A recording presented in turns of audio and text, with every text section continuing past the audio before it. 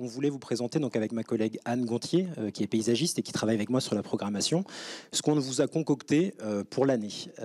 Donc ce soir, on va parler des patrimoines de Loire-Atlantique, comment concilier projet individuel et bien commun. Parce qu'on s'est rendu compte qu'il y a un rapport assez particulier au patrimoine et donc on voulait creuser cette question avec 3 intervenants que vous allez découvrir juste après.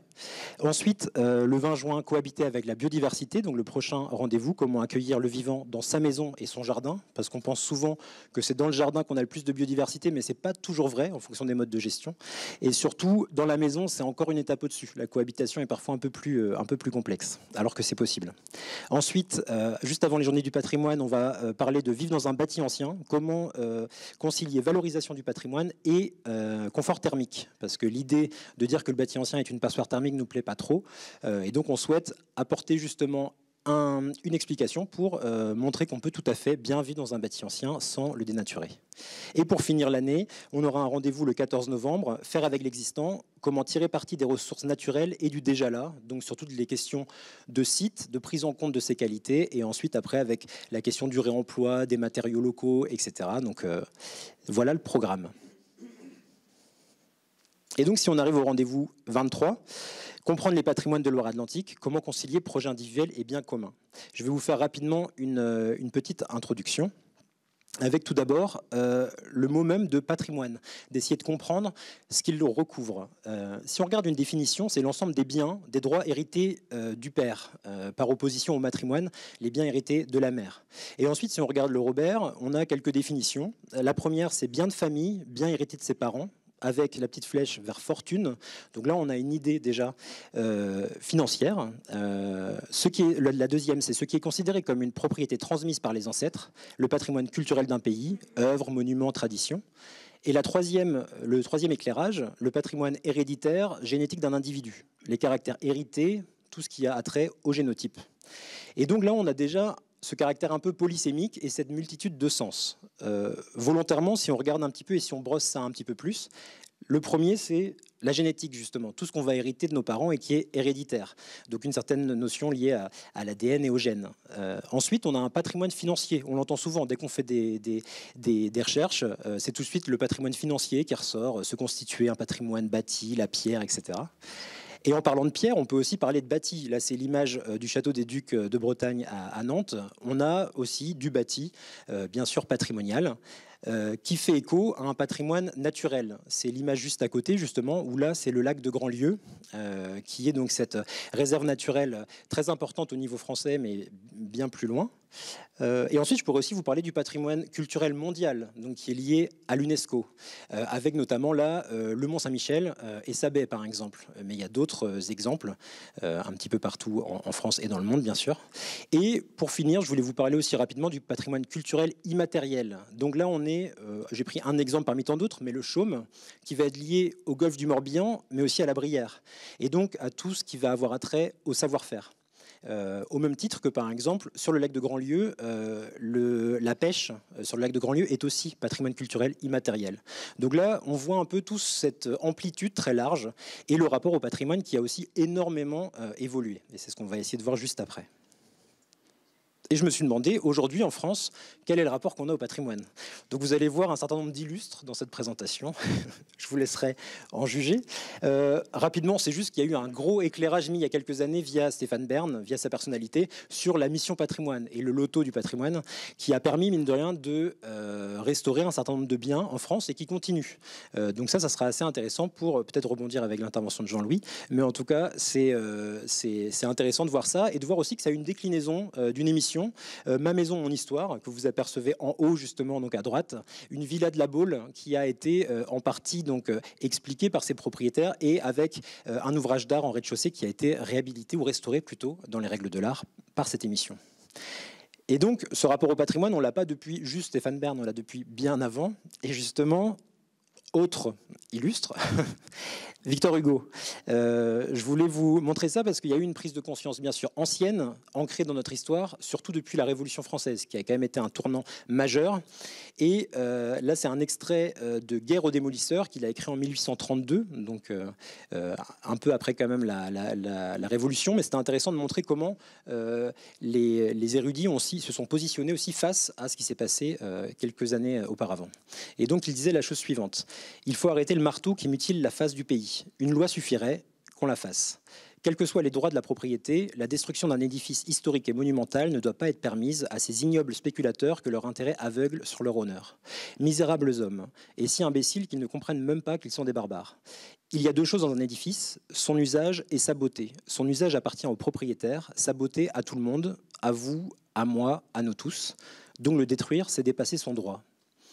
Une fois qu'on a dit ça, ce qui est assez intéressant, c'est qu'on voit l'intérêt un peu supra qu'a le patrimoine, on va dire, sur le bien commun. C'est-à-dire qu'on doit tous en prendre soin. Il y a certains qui en ont l'usage, mais d'autres qui peuvent aussi le regarder, l'admirer. C'est notre cadre de vie commun. Et donc, c'est l'intérêt général, justement, qui prime sur le droit privé. Et ça, c'est une donnée aussi assez importante. Et juste rapidement, on ne va pas faire une histoire lourde des lois de protection, mais juste quelques jalons qui permettent de voir comment on a évolué progressivement au fil du temps. Donc sur une première phase, 1830-1927, on est sur une logique de protection des monuments. Donc avec en 1830 la création de l'inspecteur général des monuments historiques, qui justement recense les monuments majeurs et veille à leur restauration. Ensuite, 1837, Prosper Mérimée, que vous voyez ici à l'écran, institue la commission des monuments historiques, avec cette logique d'inventaire, de classement et de subvention. Puis, en 1840, il y a une première liste de 934 édifices classés. On parle bien de classement là, donc essentiellement les monuments de la préhistoire, de l'Antiquité et du Moyen-Âge. 9 ans plus tard, 3000 monuments sont classés. Et en 1913, il y a une loi, justement, donc du 31 décembre 1913, sur les monuments historiques, avec la substitution de l'intérêt public à l'intérêt national. Et donc cette loi sera intégrée seulement en 2004 dans le Code du patrimoine. En 1927, on a en plus un second niveau de protection qui est pour les édifices inscrits, donc avec un niveau d'intérêt plutôt, on va dire, régional, à l'inventaire des supplémentaires des monuments historiques. Donc ça, c'est la première phase où vraiment on s'intéressait à protéger les monuments. Ensuite, à partir de 1930, on a essayé d'élargir le propos parce qu'on trouvait que c'était un peu réducteur de protéger juste un monument, et donc on protège des sites, avec la loi de 1930 sur la protection des monuments naturels, des sites et de leur abord.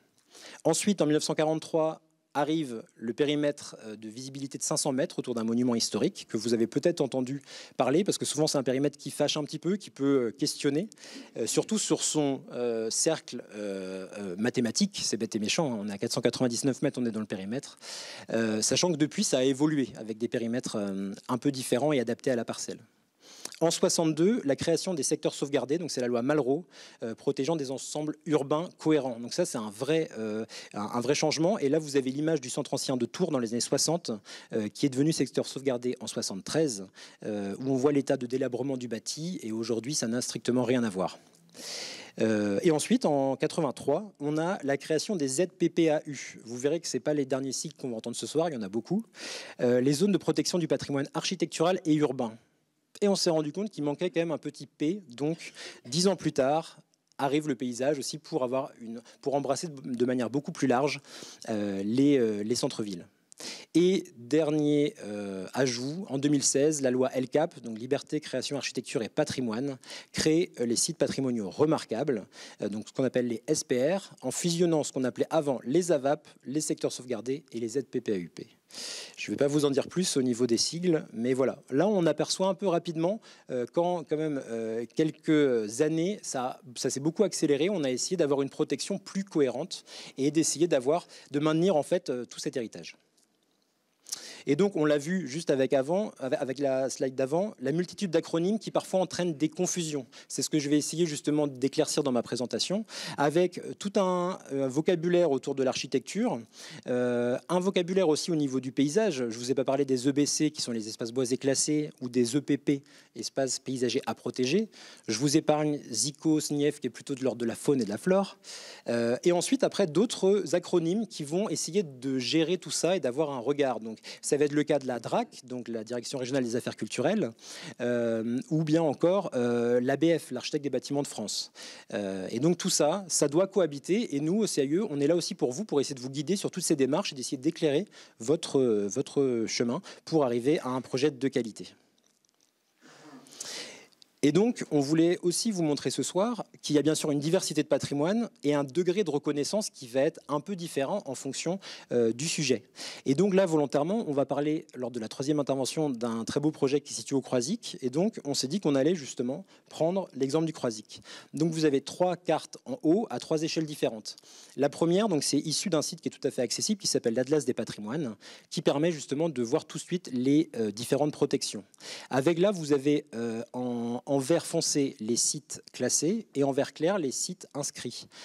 Donc là, on voit bien que pour le Croisic, donc juste ici, c'est le petit pointillé blanc, on est en lisière des marais salants de Guérande, donc qui est un site classé. Et ensuite, quand on zoome un petit peu plus sur le Croisic, on voit que c'est une ville avec beaucoup de patrimoine et donc qui peut avoir des monuments historiques ponctuels. Donc c'est tous les cercles que vous apercevez sur la carte, qui parfois sont adaptés parce qu'il y a un travail un peu plus fin à la parcelle qui est fait. Et en plus, ils ont un SPR, donc un site patrimonial remarquable, qui permet d'avoir une cohérence sur l'intégralité de la commune. Et c'est ce que vous apercevez sur la dernière carte en bas à droite, où là, c'était un des éléments de caractérisation du bâti. Donc on essaye de dater chaque bâtiment pour voir quel est l'intérêt historique, patrimonial, qu'est-ce qui donne en tout cas cette qualité au Croisic. Et après, c'est un document bien sûr réglementaire, donc il y a une série de règles après à respecter pour tous travaux dans ce secteur. Autre élément aussi important, c'est le lien qu'on voit sur la photo donc en bas à gauche entre des paysages qui sont façonnés par l'homme, là on voit les marais salants de Guérande, et la skyline, on va dire, du Croisic. Et c'est ce paysage qui est assez, moi en tout cas que je trouve assez magnifique et qu'il faut justement essayer de préserver pour les générations futures. Et là, 2 autres exemples à 2 échelles donc, différentes. On est dans la métropole à Nantes à gauche, avec ce qu'on appelle le PLUM. Peut-être que vous avez entendu parler de ça. C'est le PLU métropolitain, donc plan local d'urbanisme métropolitain, où on va trouver une série de représentations, de dessins. Ce qui va nous intéresser, c'est par exemple de voir aussi la protection végétale, donc avec des EBC, des espaces boisés classés. C'est le cas par exemple juste ici, et des espaces paysagers à protéger. On remarque aussi, donc ça c'est par exemple tout l'intérieur des cœurs d'îlots ici, qui sont protégés donc au titre du PLU de la métropole. Et ensuite on voit une série d'étoiles ici qui permettent de repérer un patrimoine. C'est pas du tout un monument historique, mais c'est juste un patrimoine qui est repéré d'intérêt pour la ville de Nantes. Et ensuite, on peut aussi apercevoir parfois des secteurs, donc UMA, UMC, et là tout d'un coup UMAP, le P, c'est aussi pour signifier qu'il y a un caractère patrimonial, pas de protection, on va dire, plus importante, mais ça n'empêche qu'il y a un regard en plus sur des protections, mais à l'échelle de la métropole nantaise. Et pour finir, une autre commune de Loire-Atlantique, Temple de Bretagne, où là on voit par exemple un repérage du patrimoine bâti, mais qui va plus loin que des édifices. On a par exemple la croix des Templiers, qui est juste ici, si vous la voyez, qui figure donc ici, chemin des Perrières, qui est aussi repéré au titre du PLU. Ou alors des logiques de murets aussi, qui peuvent faire partie de ce petit patrimoine, au même titre que les fours, que les puits, tous ces éléments qui rappellent aussi les usages du passé. Et là, pour revenir donc sur la Loire-Atlantique, on a un contexte quand même assez particulier, une sorte de département hybride. On va essayer de comprendre ce soir pourquoi aussi on en est là. Et là, on voulait vous montrer ça à travers 2 cartes. La carte des petites cités de caractère à l'échelle régionale. Je ne sais pas si vous trouvez qu'il y a peut-être un département qui est un peu différent. C'est le cas de la Loire-Atlantique. En fait, on n'a que 2 petites cités de caractère. Donc le Croisic et Basse-sur-Mer, et Piriac-sur-Mer qui est homologable, donc prochainement probablement petite cité de caractère. Et après, que ce soit en Maine-et-Loire, c'est foisonnant, en Sarthe également, en Mayenne et même en Vendée. Donc en tout cas, là, ça questionne juste d'un point de vue purement factuel sur ces petites villes qui ont en tout cas un patrimoine assez important et qui le mettent en valeur.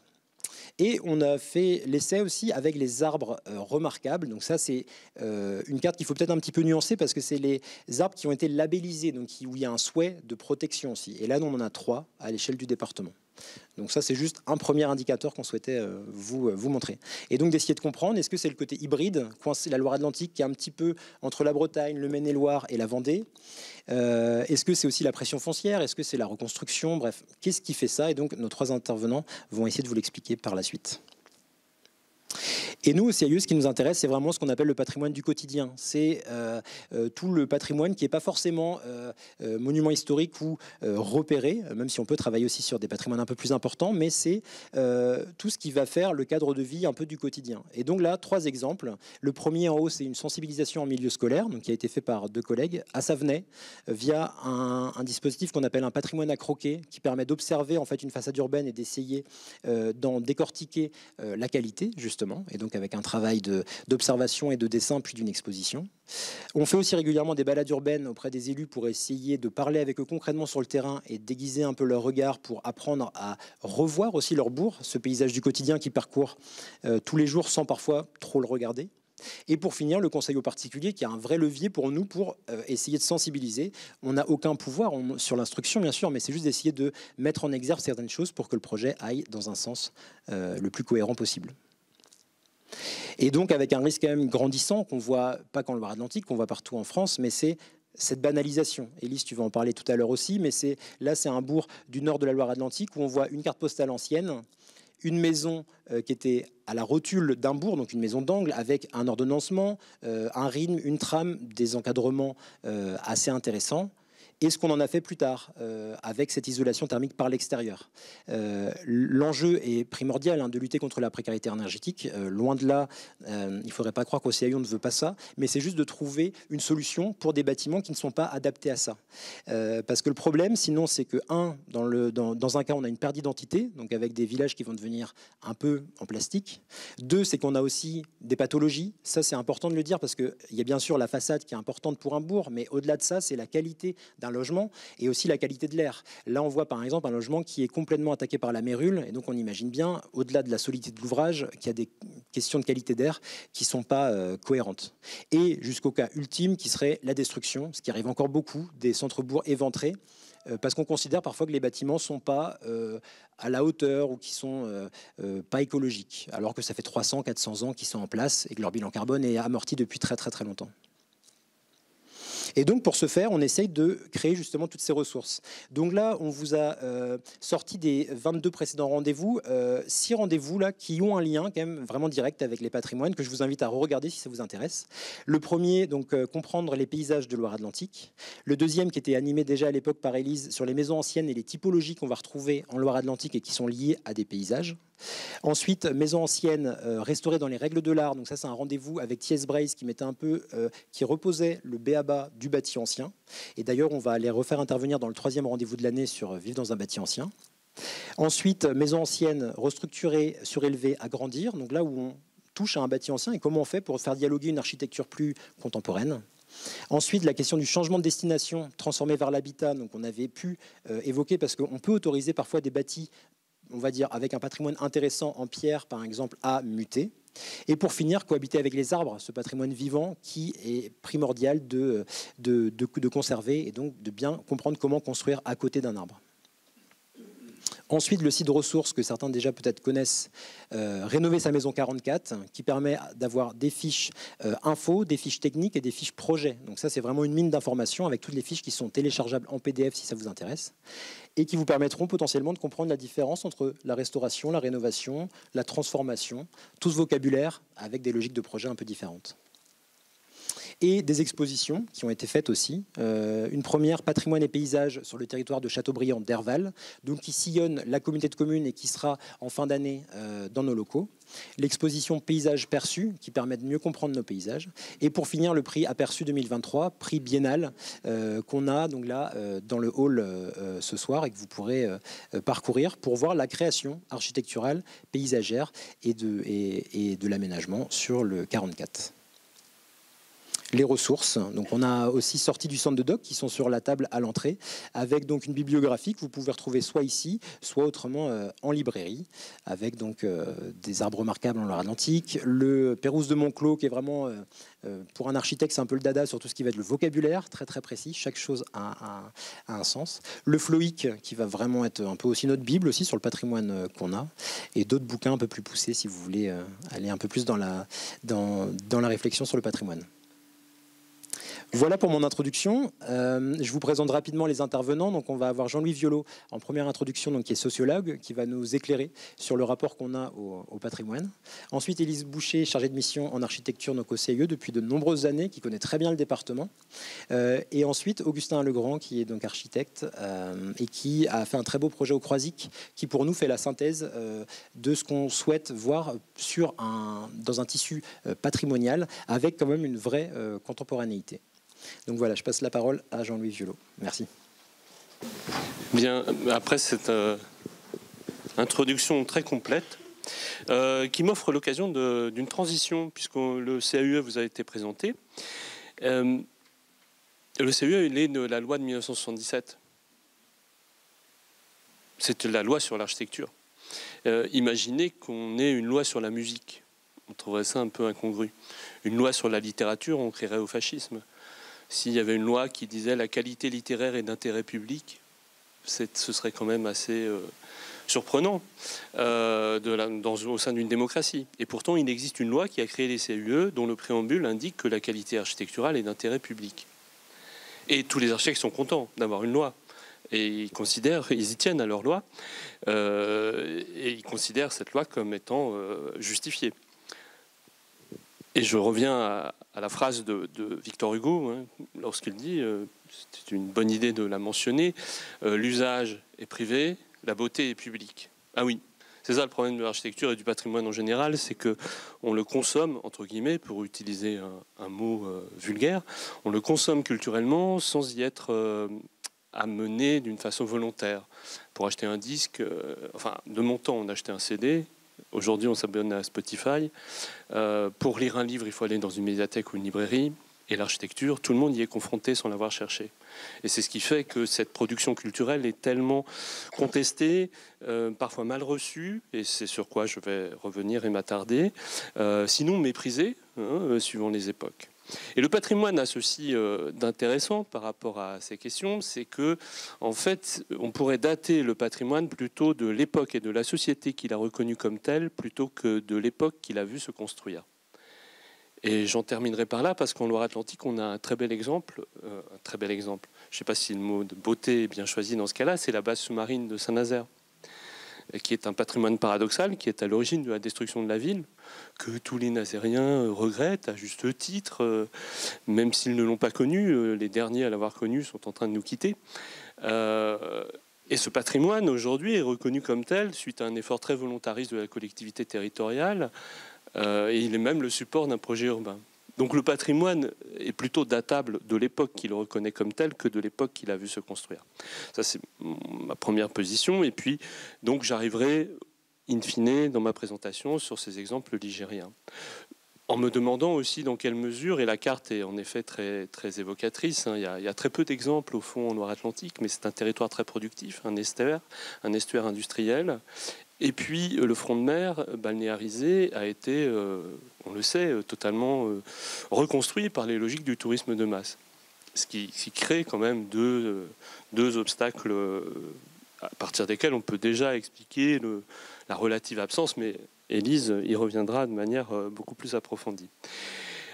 Ensuite, donc, l'architecture, le patrimoine fait collectif par excellence, par définition, et puis dans quelle mesure, à partir de cette dimension collective, on peut ou non construire, je dirais, construire collectivement une situation patrimoniale. Au fond, c'est l'enjeu auquel sont confrontés non seulement les corps institués par la société pour le protéger, mais aussi les architectes, les paysagistes, les concepteurs de projets urbains.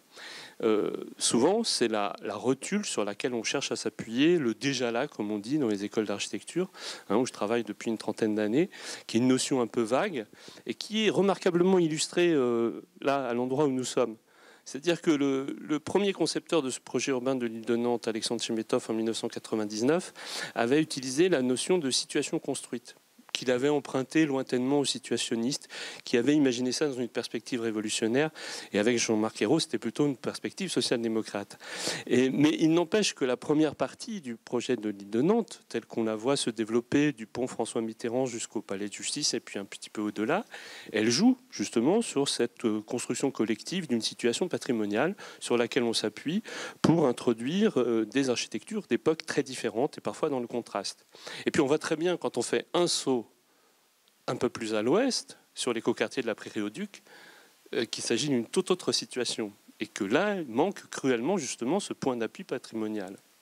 Donc cette construction collective d'une situation patrimoniale est souvent, même presque toujours, nécessaire à la réussite d'un projet urbain. Et chez Méthoff, en faisant ça, venaient des berges de la Vilaine à Rennes, sur laquelle il avait déjà expérimenté et sur laquelle cette méthode sur laquelle il s'était déjà appuyé pour mener à bien son projet urbain. Bon, je reviens à mon propos. Les hiérarchies culturelles et les dissonances, c'est quelque chose qui est quasiment consubstantiel à la consommation de l'architecture en tant que production culturelle. Il y a un passif. Le passif, c'est celui de Rézère et celui de la pilule du modernisme qui n'est jamais passé, de l'austérité, de l'absence de décor, de la géométrie, de la répétitivité, qui est encore aujourd'hui plutôt valorisé dans les écoles d'architecture, mais qui a du mal à franchir les murs de l'école. Et les architectes eux-mêmes se heurtent souvent à des préventions par rapport à ces principes, hérités lointainement du modernisme, qui avait une toute autre perspective et qui avait un tout autre rêve de société. Parce que la société valorise plutôt la construction qui se trouve à droite, je pense que les architectes moins. Et donc, ces dissonances arrivent assez vite et elles arrivent au quotidien. Même, on voit ici une opération d'un collègue que j'apprécie par ailleurs, dont nous apprécions tous ce travail, parce que je pense qu'il y a beaucoup de bâtiments de cet architecte que vous avez croisé, qui est cette opération de logement à Saint-Nazaire, de Tétrarque, Michel Bertreux, où l'occupant, en arrivant, a posé une petite aubette au-dessus de sa porte, simplement pour ne pas s'être mouillé lorsqu'il sort ses clés de sa poche, sans doute, et puis parce que ça introduit une petite rupture décorative dans un environnement par ailleurs très réglé. Ici, en Loire-Atlantique, il se trouve en plus qu'il y a un très bel exemple de lotissement, donc de maisons, dont on sait très bien que c'est la forme d'habitat plébiscité, sociologiquement, et puis aussi bancairement, puisque une maison, c'est d'abord un prêt bancaire, n'est-ce pas, qui est le village expo de Saint-Herblain, qui est une expérience, il y en a eu 4 en France, au sortir des années 68, où on a fait travailler des architectes plutôt talentueux sur des modèles de maisons à promouvoir, alors même qu'on commençait à s'interroger sur le bien fondé du caractère collectif de l'habitat qu'on avait jusqu'alors produit dans l'urgence de la reconstruction et du logement en nombre de l'exode rural et des rapatriés d'Algérie. Et à Saint-Herblain, sous la tour de télévision, il y a un très bel exemple de modèle alternatif, alors que Saint-Herblain n'avait pas encore connu la croissance et l'expansion que la ville a connue depuis. Ce modèle-là était typiquement importé des États-Unis, où Leviton était déjà active et avait déjà vidé une partie du centre-ville de New York de ses cadres anglo-saxons blancs. Et ce modèle-là, on cherchait à l'implanter en France, alors qu'on venait de construire, comme chacun sait, les grands ensembles. Et je pense que c'est un petit rappel qui est un peu enfoncer une porte ouverte, mais qui mérite de l'être dès lors qu'on s'intéresse au patrimoine et au rapport entre architecture contemporaine et patrimoine. Ces grands ensembles, ce sont des cartes postales. C'est quand même quelque chose dont il faut se souvenir, c'est qu'à une époque, on a fait des cartes postales avec les grands ensembles. Et on les envoyait, on disait, voilà, j'ai visité l'ensemble de la Bourdette, j'ai visité l'Argenteuil de Roland Dubrul. Vous n'avez, je pense, jamais reçu de carte postale d'un lotissement que des proches auraient visité. Bon, donc ça montre aussi je dirais les réceptions différenciées dans le temps de l'architecture. Et puis, il y a toujours cette question du matériau qui reste une sorte de point d'achoppement, n'est-ce pas ? Le béton n'ayant jamais eu l'authenticité que pouvait présenter la pierre. Pourtant, cette pierre liquide, tellement aimée des architectes, puisqu'elle permet de couler dans le dur tout un tas de fantasmes formels. Le béton se prête admirablement bien aux rêveries formelles. Et ce béton, évidemment, il a toujours mauvaise presse. Et cette histoire, je l'ai racontée à mes enfants. Et on l'a presque tous racontée. Et cette histoire dit des choses sur les matériaux et la perception qu'on en a. Je veux dire par là que, et là encore, c'est une évidence qui a été mise à jour il y a très très longtemps par les sciences humaines. Le goût, c'est le jugement de valeur en architecture et la formulation du jugement de goût, c'est un peu comme un iceberg. C'est-à-dire que le c'est beau ou j'aime pas, c'est vraiment la face émergée d'un énorme acquis que des sociologues appellent l'habitus, qui est le fruit d'une éducation, d'une origine sociale, d'une culture héritée, d'une manière de voir. Et cette histoire des trois petits cochons, évidemment, elle est idéal typique d'une certaine manière. Bon, la paille revient, hein, ceci dit, et les bardeaux de bois aussi. Les époques peuvent aussi modifier ces perspectives. Mais il n'en reste pas moins que l'architecture, et l'architecture identifiée comme telle, a souvent impose souvent un rapport surplombant, classant du moins, à l'appréciation populaire et donc au patrimoine, d'une certaine manière. Que celui-ci soit historique, comme sur l'image de gauche, ou qu'il soit très contemporain, une maison d'architecte. Et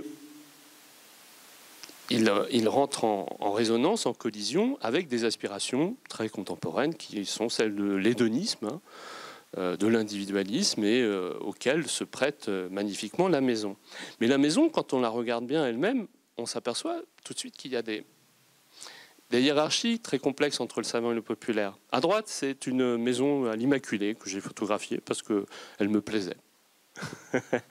Et je trouvais qu'elle n'était pas sans intérêt. En bas à gauche, c'est une maison célèbre, c'est la maison Chupin, que le CAUE a d'ailleurs réhabilitée à plusieurs reprises et valorisée. Élise et Dominique Amouroux, qui nous a quittés récemment, ont fait des travaux sur cette maison Chupin qui avait été construite par André Wojanski, le bras droit de Le Corbusier, dans la Pinède, et qui est une sorte de passage obligé du patrimoine contemporain, moderne, en Loire-Atlantique. Et puis en haut, c'est la maison d'un des plus grands philosophes français, Jacques Derrida, qui a beaucoup influencé les architectes à travers sa théorie de la déconstruction, notamment, dont les architectes se sont emparés, Bernard Tchoumi et Peter Eisenman, pour ne pas les citer. Et il habitait à Ris-Orangis, un pavillon absolument lambda. Il y a des portraits de Jacques Derrida dans son environnement qui ont été faits, des portraits filmés, et c'est un pavillon, mais on ne peut plus banal. Pierre Bourdieu habitait une maison à Antony. Quand vous voyez un intellectuel français pris dans son salon, c'est un salon haussmannien avec des moulures en général. Je veux dire par là, vous voyez, savant populaire, c'est pas si simple. Et les hiérarchies culturelles peuvent être parfois très perturbées, d'une certaine manière. On peut être un très grand philosophe marquant du XXe siècle et habiter dans le pavillon le plus anonyme et, je dirais, le plus moche qu'on puisse trouver. Bon. Tout ceci rejoint un mouvement très contemporain qui a été encore accentué parce que ce magazine, ça m'avait surpris qu'un magazine puisse se créer sur cette idée. C'était en 2004. Il a eu une existence éphémère. Jean-Pierre Pernaut était d'ailleurs en couverture. Il a eu une existence éphémère, mais on avait créé un magazine à l'époque où le papier se vendait encore sur cette idée de quitter la ville et qui n'a fait que s'amplifier depuis. Et je ne parle pas du confinement et de l'année 2020, des années 2020-2021 que nous avons vécues. Et dans la maison, il y a cette idée de l'espace. Et c'est indubitable. Hein. Vous savez qu'en moyenne, les maisons sont 2 fois plus grandes en surface que les appartements. Taille moyenne des maisons, c'est plus de 120 mètres carrés. Taille moyenne des appartements, c'est 64-63 mètres carrés. Et ça tend à diminuer d'un côté et à augmenter de l'autre. Depuis que je m'intéresse à cette question, depuis 30 ans, les 2 courbes ne cessent de diverger. Donc, une question fondamentale. Et puis, il y a la question aussi d'être propriétaire, qui est intimement liée donc, à la question de la maison et à notre rapport au patrimoine en général, et qui donne l'idée, et on le voit très bien dans les publicités, d'avoir une prise, une maîtrise sur son environnement, qui se conçoit assez bien. Cette association entre être propriétaire de son logement et être maître de son environnement immédiat. Les publicités mettent très bien, on a même le pouvoir de pousser la cloison ou de repousser les factures. Alors ensuite, bon, hormis ce goût socialement fabriqué, socialement constitué, socialement formaté même, je dirais d'une certaine manière, attachons-nous à quelques cas particuliers où en fait on s'aperçoit que des grands fondements de l'architecture, d'évaluation de l'architecture, peuvent être variables suivant les époques. Ici, c'est 2 images du pittoresque parisien, qui voisinent avec des percées haussmanniennes, où on retrouve des volumes imbriqués, où on retrouve des tissus de différentes époques. Et ici, c'est un ensemble beaucoup plus ancien, du XVIIIe siècle, qui est très très régulier, qui est très très très très austère d'une certaine manière. C'est juste derrière l'hôtel de ville à Paris, qui est très réglé. Et je ne parle pas de la rue de Rivoli. La rue de Rivoli, c'est un grand ensemble. Enfin, d'une certaine manière, dans son rythme implacable. Alors, certes, vous me direz, oui, c'est un grand ensemble, mais en face, il y a le parc des Tuileries et puis il y a le château du Louvre. Oui, c'est vrai. Bon, évidemment. Mais, au fond, les catégories du jugement, on s'aperçoit qu'elles peuvent aussi être discutées. Et pour le patrimoine, c'est un enjeu stratégique, évidemment. L'ordonnancement des quais, finalement, il n'a pas grand-chose à envier. Et puis, ensuite, le règlement. Alors, on nous a parlé du Plume tout à l'heure. Le règlement, ici, c'est celui de 1902, qui autorise. On voit très bien comment un règlement, après ces immeubles de la rue de Rivoli, permet justement les balcons, les prolongements, le rythme différencié des façades.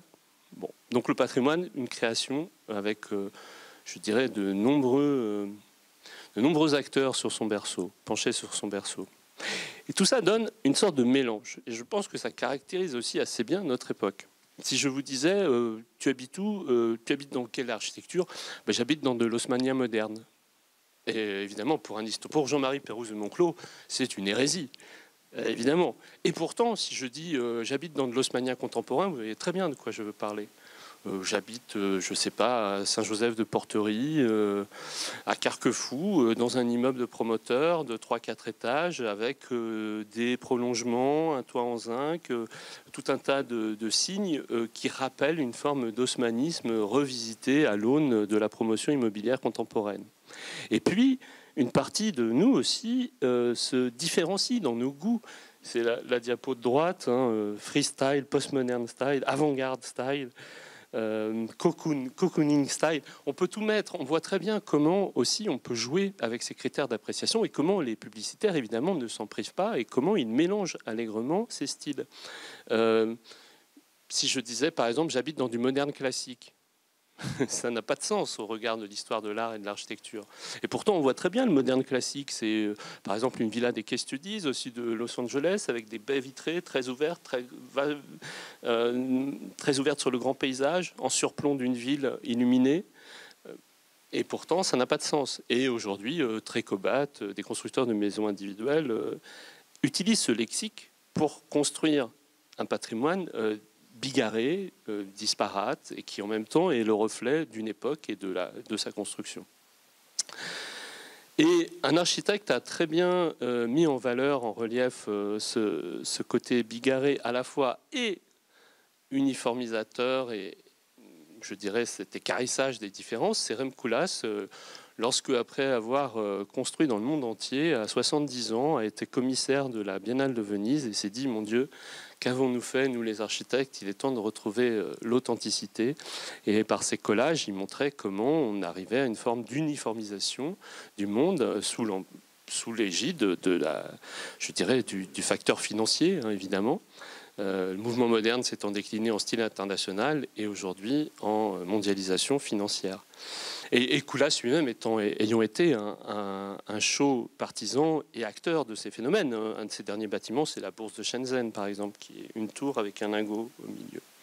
Bon, la signification est littérale. Mais à 70 ans, quand même, il a eu une sorte de recul sur lui-même. Et évidemment, cette uniformisation du monde, elle se relève sous bien des aspects, et notamment dans les États du Golfe, mais aussi dans les États en Corée du Nord, où on a refait des bâtiments parisiens. Et lui-même, Koolhaas, ayant été victime de ce phénomène d'obsolescence rapide, puisque son Centre national de la danse, qui avait à peine 30 ans, a été détruit au début des années 2010, et remplacé par un édifice de Jokunen, qui est au milieu.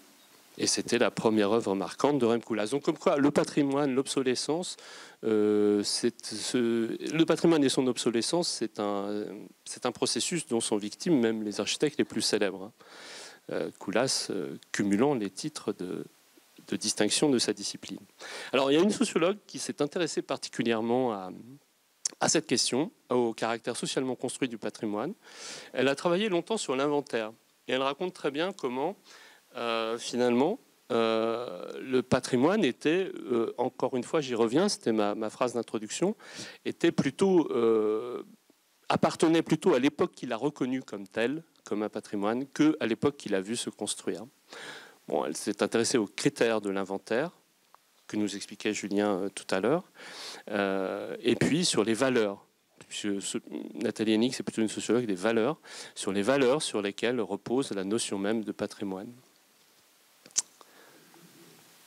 Alors, j'arrive au cas local, avant de passer la parole à Élise.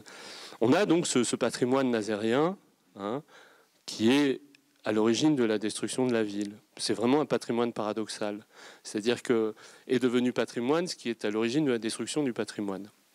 Et qui a vécu des époques diverses et variées. À gauche, c'est juste après la guerre, on avait imaginé y faire une sorte d'autodrome paysager. Ce fameux toit de la base dont on ne sait jamais très bien quoi faire. Gilles Clément l'a planté, mais il y a des infiltrations. Mais il a été question récemment d'enlever ces plantations. Finalement, elles seront conservées, mais au prix d'adaptations assez profondes.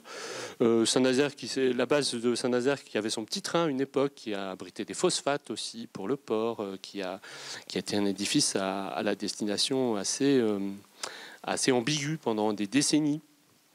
Et puis qu'on a décidé de raccorder par cette rampe de Solà Morales à la fin des années 1990, en entamant un long projet urbain qui n'est pas encore arrivé à son terme aujourd'hui.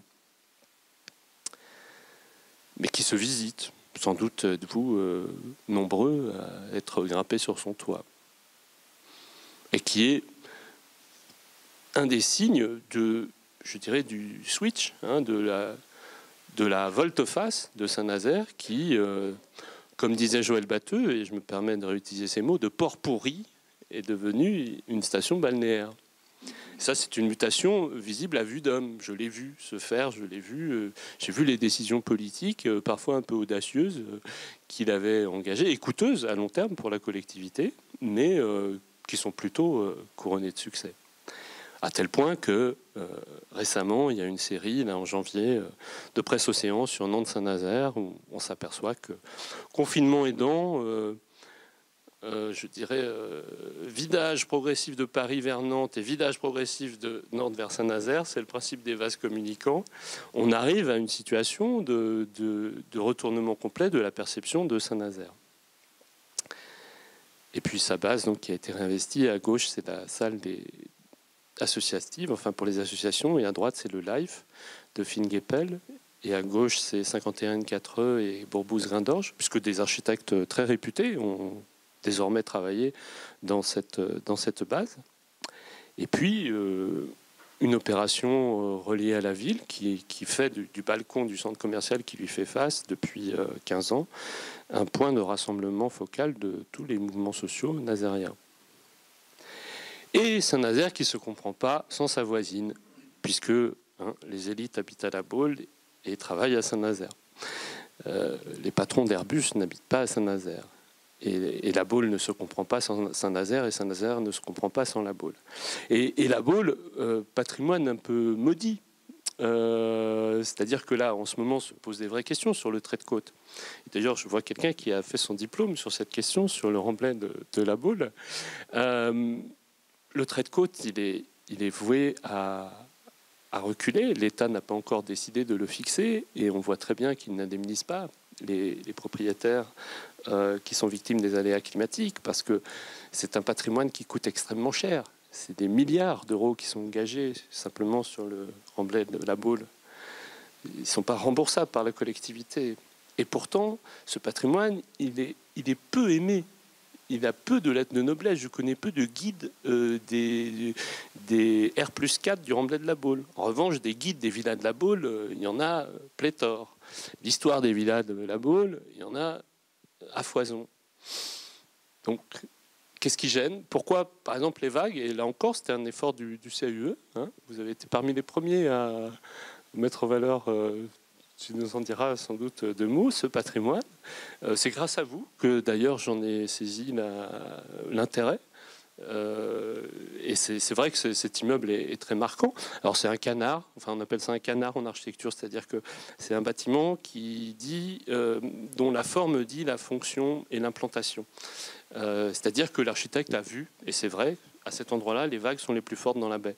C'est l'endroit où ça rentre le mieux. D'ailleurs, il y a un petit étier, et la plage est bien sapée à cet endroit-là.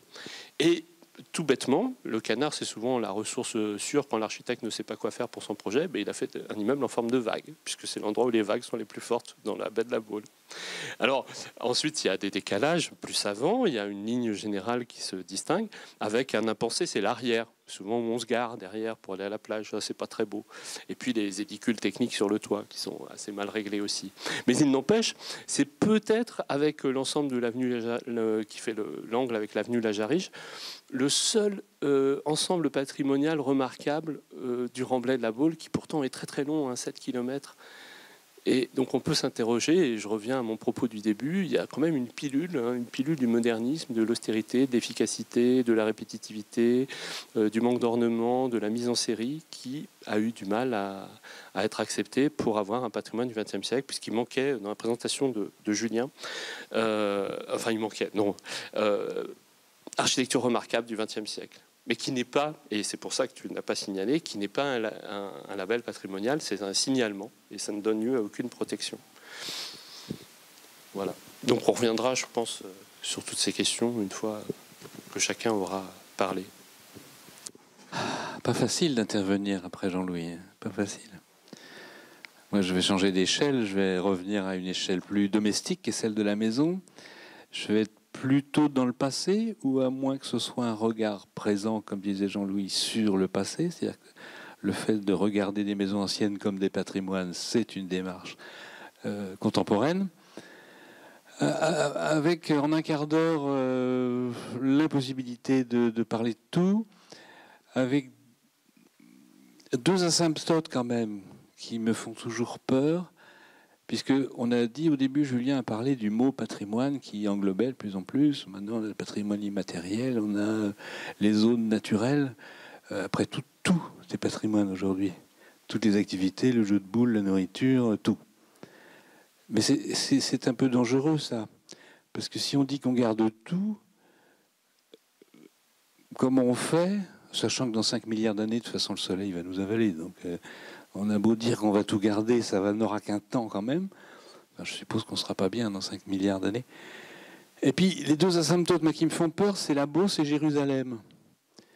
C'est-à-dire de se dire, tiens, je vais aller vivre dans la Beauce, il n'y a pas de patrimoine, ni végétal, ni architectural, il n'y a rien.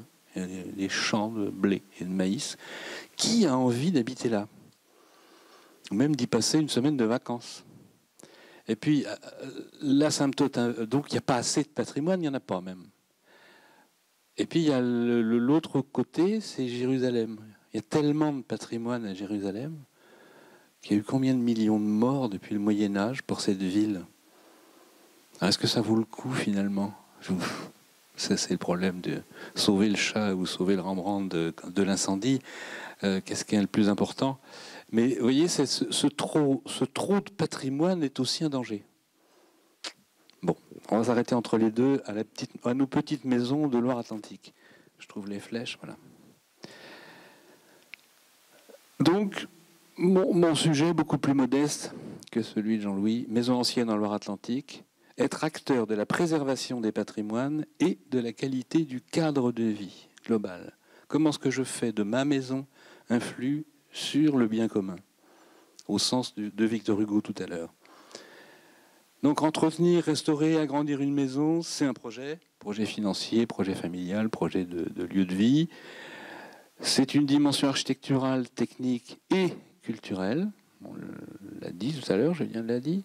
C'est choisir un lieu de vie, à quelle maison, où est cette maison, comment elle est faite, comment je vais pouvoir aménager ma vie là-dedans.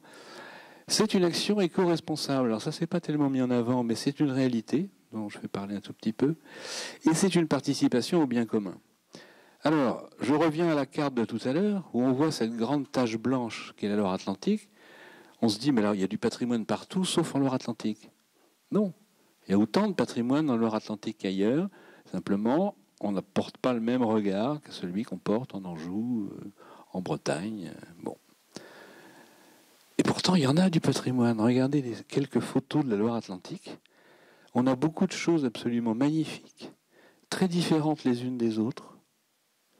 On va d'un port breton à la Brière, à la petite vache là, à Saint-Étienne-de-Montluc, dans un paysage de bocage verdoyant, à des ports comme Paimboeuf, au vignoble en bas à droite, avec des architectures ce qu'on appelle Sud-Loire à Nantes, et puis au littoral, donc à Préfaille, avec ce mélange d'architecture et de paysages arborés qui donne un paysage littoral, paysage qu'on appelle balnéaire, et puis des villes bretonnes comme Le Croisic, comme Guérande, etc. Tout ça, ça fait la Loire-Atlantique. Donc il y a vraiment beaucoup de patrimoine à la Loire-Atlantique, beaucoup de belles choses qu'on regarde finalement pas tellement. Même à Nantes, hein, si vous avez des amis qui arrivent pour habiter à Nantes et vous dites tiens, je vais acheter un livre sur les belles architectures du XVIIIe siècle à Nantes, eh ben, vous n'en trouverez pas. Il n'y en a pas. Il n'y a pas de livre sur les châteaux de Loire-Atlantique, il n'y a pas de livre sur le patrimoine, il n'y en a pas. Donc on ne regarde pas ce patrimoine. Alors, peut-être que c'est parce que c'est trop varié. Hein, il y a ce qu'on appelle les typologies en architecture. Donc effectivement, on ne peut pas comparer une église, un château, une maison, un four à pain, etc. En Loire-Atlantique, il y a toutes les typologies, comme partout, sauf dans la Beauce. Il y a des styles culturels, c'est-à-dire qu'il y a des influences bretonnes, il y a des influences vendéennes, il y a des influences angevines, on a même des influences italiennes. Donc ça fait une difficulté de se repérer, d'avoir une identité patrimoniale forte. Quand vous allez en Dordogne, hein, c'est la même pierre partout, vous allez voir tous les châteaux, toutes les villes, vous savez que vous êtes en Dordogne partout. Si vous allez dans le Finistère, c'est pareil, le granit est très présent, les formes architecturales, vous les retrouvez pratiquement dans toutes les villes du Finistère et les bourgs. En Loire-Atlantique, non, quand vous passez de Châteaubriand à Clisson ou à Guérande, vous passez d'un univers à un autre. Alors, d'où ils viennent ces patrimoines? D'un socle géographique, de l'eau, vallée de la Loire, zone humide, je vais vite. D'un socle géologique, hein, Nantes, alors sur le plan géologique, Nantes est en Bretagne, je n'irai pas plus loin dans le débat, c'est-à-dire que le granit arrive à Nantes par il y a une grande faille qui s'appelle le Sillon de Bretagne, hein, qui traverse Nantes, qui vient du Morbihan. À Nantes, on le voit au niveau de Chantenay, là, les bolides rochers, c'est le Sillon de Bretagne, le granit, ça passe sous la Loire, ça va à Clisson. Donc le granit est très présent. Les gneiss, les schistes, toutes les pierres de l'époque primaire. Et quand il y a du tuffeau ou des pierres calcaires en Loire-Atlantique, elles ont été importées. Elles sont venues en bateau par la Loire, de Touraine ou d'Anjou, ou elles sont venues en bateau par la mer, de Charente ou du Bordelais. Tout ça fabrique les patrimoines. L'histoire, bien sûr, l'histoire de Loire-Atlantique que je ne vais pas vous raconter, quelques grands traits. Au Moyen-Âge, on a une marche entre la France et la Bretagne. Donc on a une série de châteaux forts de Saint-Malo jusqu'à la Vendée pratiquement, qui marquent la frontière, qui défendent la frontière entre la France. Donc ça, c'est Châteaubriand, c'est Clisson, c'est Nantes. On a le développement au XVIIIe siècle du port de Nantes, puis au XIXe siècle de l'estuaire et de l'industrie. En 1850, qui était vraiment 1850, c'est pas une date, mais c'est une période charnière pour la Loire-Atlantique. L'industrie se développe, l'agriculture se modifie complètement grâce aux engrais. On passe des landes au bocage, et donc à l'élevage. En 1850, on invente la brique 5-11-22. Avant, on faisait des tuyaux artisanaux qui étaient difficiles à utiliser, ils étaient tous de taille différente. En 1950, on invente une brique qui fait 5 cm par 11 cm par 22 cm, que n'importe qui peut utiliser. C'est toujours le double, c'est facile à monter. Un agriculteur peut construire sa ferme. Tout le monde peut faire de l'architecture très vite et pas cher avec un matériau industrialisé. C'est très présent la brique en Loire-Atlantique. Renouveau religieux, à partir de 1850, on reconstruit des églises partout. pratiquement dans toutes les communes, des grandes églises néoclassiques puis néogothiques. Donc, à partir de 1850, la villégiature se développe à Préfailles, sur les ports, mais aussi le long de la Loire, le long de l'Erdre. Donc, une façon de vivre, d'habiter, d'inventer des nouvelles maisons. Les maisons de villégiature sont des maisons qui sont faites pour n'y rien faire, c'est-à-dire que pour aller y passer du bon temps, ce sont des salons, ce sont des fenêtres ouvertes sur le paysage, ce sont des terrasses, c'est l'invention progressive du plein-pied, etc. La maison contemporaine, elle s'invente en gros à La Baule en 1925, avant les immeubles de Mazie à La Baule, il y a une maison magnifique avec des terrasses, un solarium sur le toit, des balcons, le rez-de-chaussée de plein pied sur la terrasse, ça c'est 1926, c'est la maison d'aujourd'hui en fait. Elle s'invente exactement il y a 100 ans au bord de la mer. Et puis la Loire-Atlantique, le traumatisme de la reconstruction à Saint-Nazaire, un petit peu moins à Nantes mais quand même. Et puis après au XXe, l'urbanisation pavillonnaire. Donc là je vais très vite. Alors donc, dans ce département, j'ai parlé des années 1850. 1850-1900, on va reconstruire les bourgs, les églises, les châteaux, etc. Et donc, on a une très grosse prédominance dans ce département d'architecture du 19e siècle, avec souvent briques ou pierres et briques en encadrement de portée de fenêtre. Vous voyez un bourg, en bas à gauche, une ferme à Valette et des maisons de village, et à droite, des grands châteaux, des grandes propriétés viticoles qui se reconstruisent au 19e siècle. Donc c'est ça qui marque ce département. S'il y avait une identité, ce serait le 19e siècle. Mais comme le 19e siècle a une profusion de styles et de façons de construire, ça ne peut pas faire une identité architecturale. Ça fait une identité historique. Les villes aussi, vous voyez, on a l'impression qu'autour de la cathédrale, ça a toujours été comme ça. Mais non, à un moment donné, on perce une place en 1879 et on fait 78, pardon. Un architecte dessine une place autour de la cathédrale de Nantes. De même qu'un autre architecte crée la rue de Strasbourg qui traverse la ville et qui crée un nouvel axe, on reconstruit les immeubles, etc. À Châteaubriand, c'est pareil, on reconstruit complètement le centre-ville à côté de la ville ancienne. Donc tous ces patrimoines-là, qui sont variés, qui sont mélangés, qui sont tous différents, ils se retrouvent associés dans des paysages, c'est-à-dire qu'ils sont dans les mêmes bourgs, ils sont dans les mêmes villages, ils sont dans le même skyline, si on pouvait dire, rural. Et donc, la plupart des paysages de Loire-Atlantique ont en eux-mêmes une valeur patrimoniale, puisqu'ils réunissent des architectures, du végétal, le bocage, qui est une façon de cultiver, qui raconte une histoire, une cheminée d'usine, etc. Enfin, tout l'ensemble fait... Donc, nous, au CEU, on n'isole pas les éléments patrimoniaux, on parle plutôt de paysages patrimoniaux. Parce que dans les paysages, il y a les patrimoines, et parce que les patrimoines forment des paysages, qu'ils soient urbains ou ruraux. Certains sont palimpsestes, un mot très savant. Palimpseste, c'était les anciens parchemins. Ça valait très cher de faire du parchemin au Moyen-Âge. On écrivait un texte, quand on n'avait plus besoin du texte, on grattait et on réécrivait par-dessus. Les historiens aujourd'hui, les épigraphes, sont capables de relire plusieurs couches parfois de texte sur un même parchemin. Donc palimpseste, ça veut dire ça, c'est qu'il y a plusieurs couches d'informations au même endroit, sur le même parchemin. À Clisson, voilà un exemple de paysage palimpseste.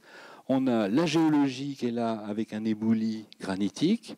On a la géographie qui est là avec deux rivières qui se rencontrent, du relief, parce que les rivières ont creusé dans le granit. L'histoire arrive avec un château de marche, c'est-à-dire une forteresse construite au-dessus de l'Éperon. À côté, comme toujours, des châteaux, une petite ville médiévale qui se reconstruit dans ses murs, qui est toujours là d'ailleurs. Elle est toujours là en plan. Cette ville est très détruite à la fin des événements révolutionnaires, en partie brûlée, pas complètement. Mais elle est encore là au sens où, vous voyez la photo à droite, au milieu, on voit des immeubles de Clisson, on se rend compte que le bas de l'immeuble est du XVIIIe siècle. Donc tout n'a pas brûlé à Clisson. Par contre, les derniers étages ont été reconstruits au XIXe en briques. Dans le même immeuble, on voit deux époques. Pourquoi ? Parce qu'on le sait, enfin, les gens de Loire-Atlantique en tout cas le savent, il y a quelques artistes qui arrivent fin XVIIIe, début XIXe, qui adorent cet endroit, qui leur font penser à la Toscane.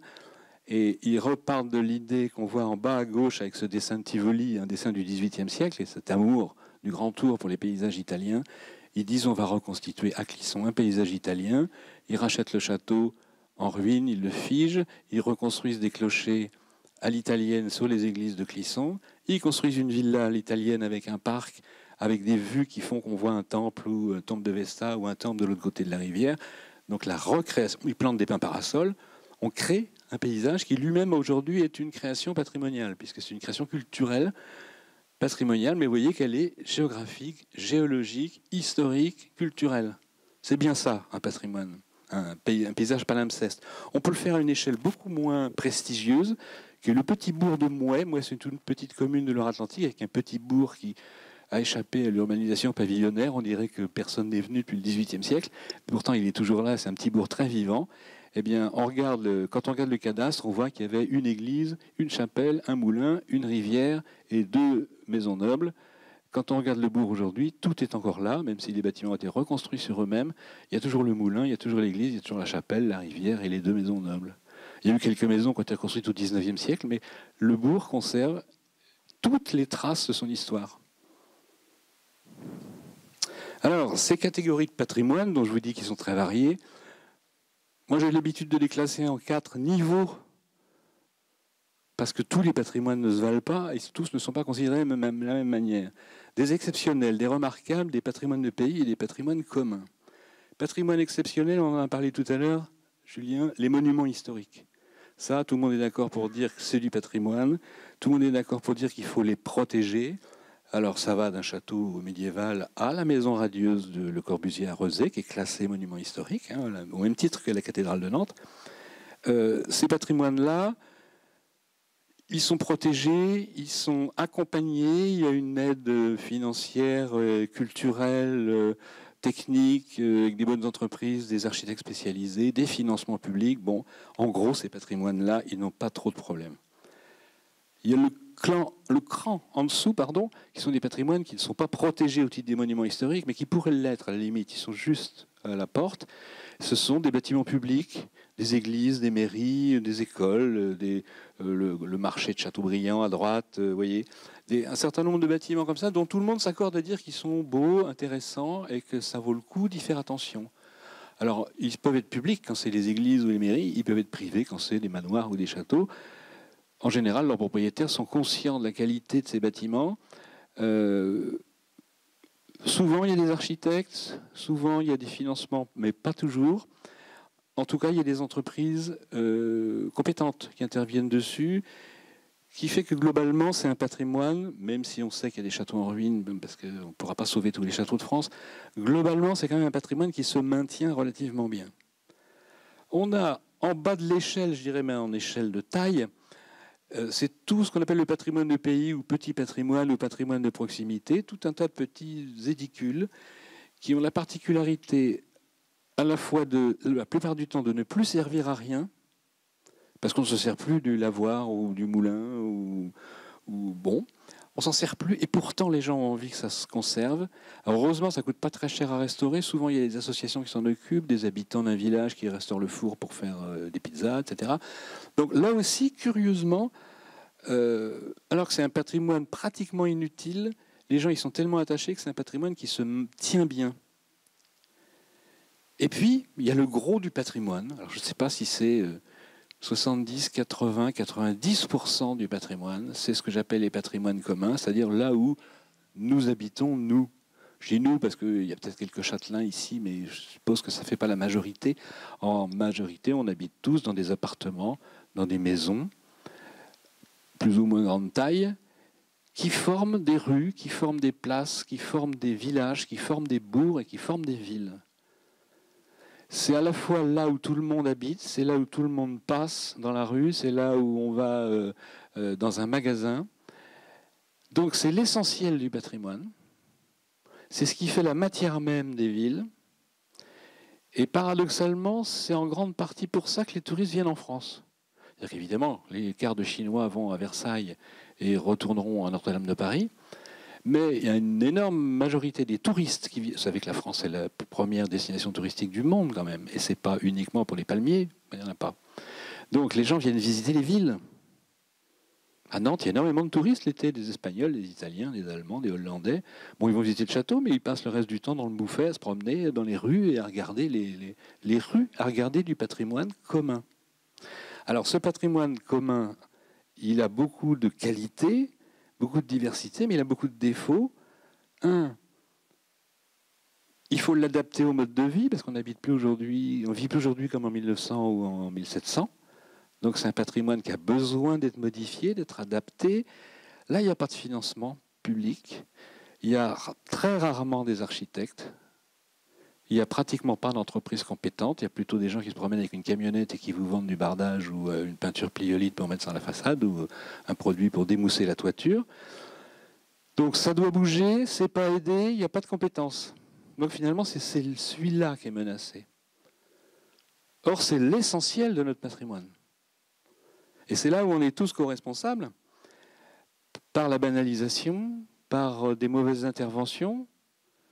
Je vous montre là un exemple. C'est pas moi qui ai fait cette petite animation, c'est une architecte de La Rochelle, qui s'appelle Anne Boisset, qui travaille sur le patrimoine. Elle a pris l'exemple d'une maison dans le bourg de Saint-Brévin-les-Pins. Saint-Brévin-les-Pins, c'est aussi un petit bourg ancien du 19e siècle. Imaginons une maison à Saint-Brévin en 1900. Elle a ses petits encadrements en briques et pierres, elle a sa toiture en avancée avec du bois peint, elle a un joli balcon en bois peint, des volets, des menuiseries, etc., un bel enduit, de la brique, des bandeaux, etc. Bon. Jolie maison banale de Saint-Brévin-les-Pins en 1900. Et puis, au cours des années, on va faire quelques travaux quand même d'entretien. On va enlever les volets, parce que c'est un peu pourri, puis bon, après tout, on n'a pas besoin de volets. Alors on les enlève, on les restaure pas, on les répare pas. Puis un jour, c'est le balcon qui donne des problèmes. Le garde-corps en bois, il a pourri. Bon, tout le monde dit, t'as qu'à l'enlever ton balcon, de toute façon, tu n'y vas jamais. Et donc, comme on a arraché le balcon, on a abîmé l'encadrement de la fenêtre, on refait un encadrement ciment à la fenêtre. Quelques années après, on a revendu la maison, c'est un commerce qui s'installe. Donc on ouvre une petite devanture au milieu. Puis le commerce, il marche bien.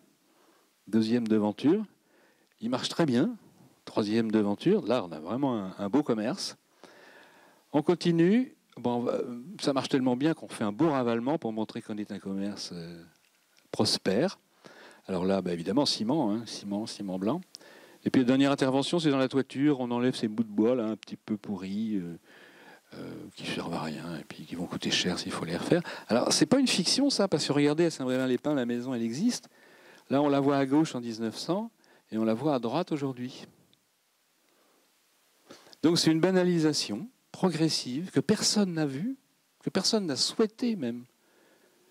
Mais à chaque fois qu'on a fait une intervention, on a enlevé quelque chose, on a banalisé. Et donc personne ne l'a vu, ni les propriétaires successifs de la maison, ni les élus de la commune. Et voilà. Alors parfois, il y a des gens qui rachètent une maison qui a été banalisée et qui la remettent en état. Oui, là j'ai trouvé quelques maisons en Brière, en 2008 et en 2016, merci Google, on voit comment des gens ont redonné une qualité aux maisons en retrouvant les encadrements en pierre sous le ciment, etc. Bon, mais c'est rare. C'est rare. On y reviendra tout à l'heure là-dessus. Là, c'est un petit chapitre que je vais survoler parce qu'on en reparlera donc au mois de septembre. Il y aura un rendez-vous sur ce sujet-là. Mais quand même, maison ancienne et développement durable. Quel rapport? Parce que souvent, des gens opposent les deux. Il y a le patrimoine d'une part et puis il y a le développement durable de l'autre.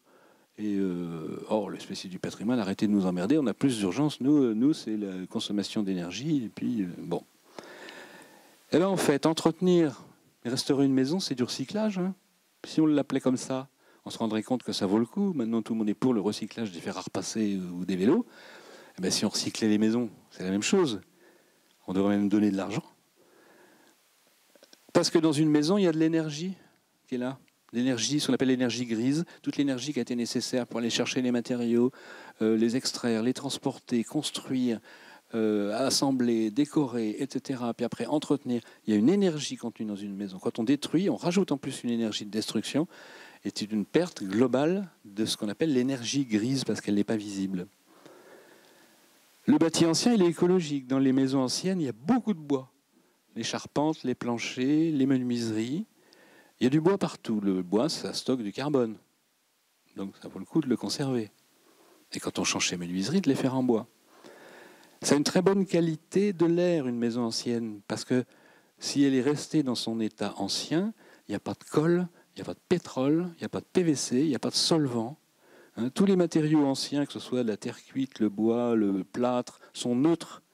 et donc vous donne un air particulièrement pur. Et si vous restaurez une maison ancienne avec des techniques dites traditionnelles, des techniques, vous conservez le côté sain de l'air d'une maison. Si en plus vous la ventilez bien. Petit détail, mais qui n'en est pas un pour les maisons anciennes doivent respirer. Ce sont des structures souples et humides, les maisons anciennes, c'est-à-dire les maisons avant 1945 construites en pierre, briques, bois. Par opposition aux maisons en parpaing et béton, qui sont des structures sèches et rigides. Les maisons anciennes, vous voyez que l'eau s'infiltrait dans le mur et remontait par capillarité. Elle remontait dans le sol, qui était en terre cuite sur du sable, donc ça respirait. Elle remontait à l'extérieur parce qu'il n'y avait pas de dalle béton pour faire une terrasse. Aujourd'hui, à partir du moment où on a un sol imperméable à l'intérieur, un sol imperméable à l'extérieur, si on a le malheur de mettre sur les murs des enduits au ciment ou des peintures pyolites, on enferme l'humidité dans le mur et le mur pourrit. Donc non seulement on a de la mérule, mais un mur peut pourrir. J'ai vu des mortiers pourris ou des pierres pourrir. Si vous passez le doigt à travers la pierre, ça pourrit par l'humidité. Contrairement à ce qu'on dit, on en reparlera en septembre aussi, les maisons anciennes ne sont jamais des passoires thermiques. Chaque fois que quelqu'un vous dit ça, c'est faux. Le logement décent, il doit être à moins de 450 kWh par mètre carré et par an d'énergie. La moyenne du bâti ancien, c'est 200. Les grosses déperditions, c'est la toiture et un peu les menuiseries. Alors aujourd'hui, il y a un grand débat qui se fait jour sur le DPE. Vous savez qu'il y a des diagnostiqueurs qui font des DPE des maisons. Et puis de ces DPE donnent d'une part une note, enfin une lettre, A, B, C, D, E, F, G, H, et donnent des indications sur les travaux à faire. On s'est rendu compte que les DPE sur le bâti ancien donnaient des résultats complètement faux. Si on compare à la réalité des factures payées par les habitants pour maintenir à 19 degrés la maison, on a trouvé des bâtis anciens qui sont à la lettre B, c'est-à-dire ce qu'il y a de meilleur en isolation pratiquement, et les DPE dit c'est F. Ce qui veut dire que dans 2 ans, 3 ans, on n'aura plus le droit de le louer ou de le vendre. Et là, tout le monde s'affole parce qu'on dit attendez, on va rendre invendable ou inlouable tous les centres-villes et tous les villages de France, puisqu'on n'aura pas le temps de faire des travaux partout avec ma prime rénov' en 2 ans. C'est pas possible, ni financièrement, ni techniquement. Donc tout le monde commence à dire mais il y a un problème, alors que Choisir vient de faire une étude, eux ils ont été carrément très évidents, ils ont pris une maison, ils ont fait venir 7 diagnostiqueurs, ils disent faites-nous le DPE de la maison, et sur la même maison on a B ou F. Ou sur la même maison on a 3 000 € de travaux à faire, un autre diagnostiqueur dit il y a 30 000 € de travaux à faire. Donc voilà, DPE, problème, ça donne des résultats faux. Or ça a force de loi, enfin, ça risque d'avoir force de loi si on ne peut plus louer ou vendre. C'est-à-dire que plus aucun bâtiment ancien n'aurait de valeur. Alors, on a bien parlé de valeur foncière aussi pour le patrimoine. Alors, isoler le bâti ancien, on en reparlera en septembre. Mais je veux dire qu'il y a des techniques qui permettent d'isoler sans abîmer. Il y a une technique qui fait des ravages, qui est l'isolation thermique par l'extérieur. On le voit en Loire-Atlantique. Voilà quelques exemples. Une maison en haut qui est une maison à mouet, entièrement recouverte jusqu'à la souche de cheminée de bardage plastique. Je vous signale en plus que le PVC, c'est du pétrole et du chlore. Donc quand ça brûle, ça émet des furanes, vous êtes mort en 2 minutes. Et puis c'est pas du tout écologique de faire des choses en pétrole et en clair. Et en bas, une maison en Normandie, avant, pendant et après les travaux. Bon, voilà quelques autres exemples en Loire-Atlantique. Vous voyez la ferme en bas à gauche, même la clôture, enfin tout est en PVC. Bon. En haut à droite, il y a eu la petite Vierge, ils ont eu un doute. Qu'est-ce qu'on fait de la niche ? Est-ce qu'on isole la Vierge ou pas ? Alors finalement, non, elle continue à avoir froid et ça fait le tour de la niche. Bon, mais ça c'est à Béné.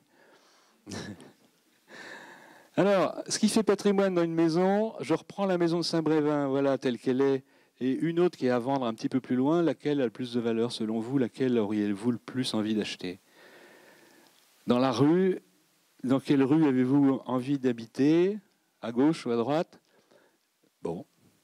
Alors moi, ma réponse, elle est claire, mais vous n'avez pas forcément le même ressenti que moi. Dans le centre-bourg où est-ce que vous avez envie d'aller faire vos courses, quoi ?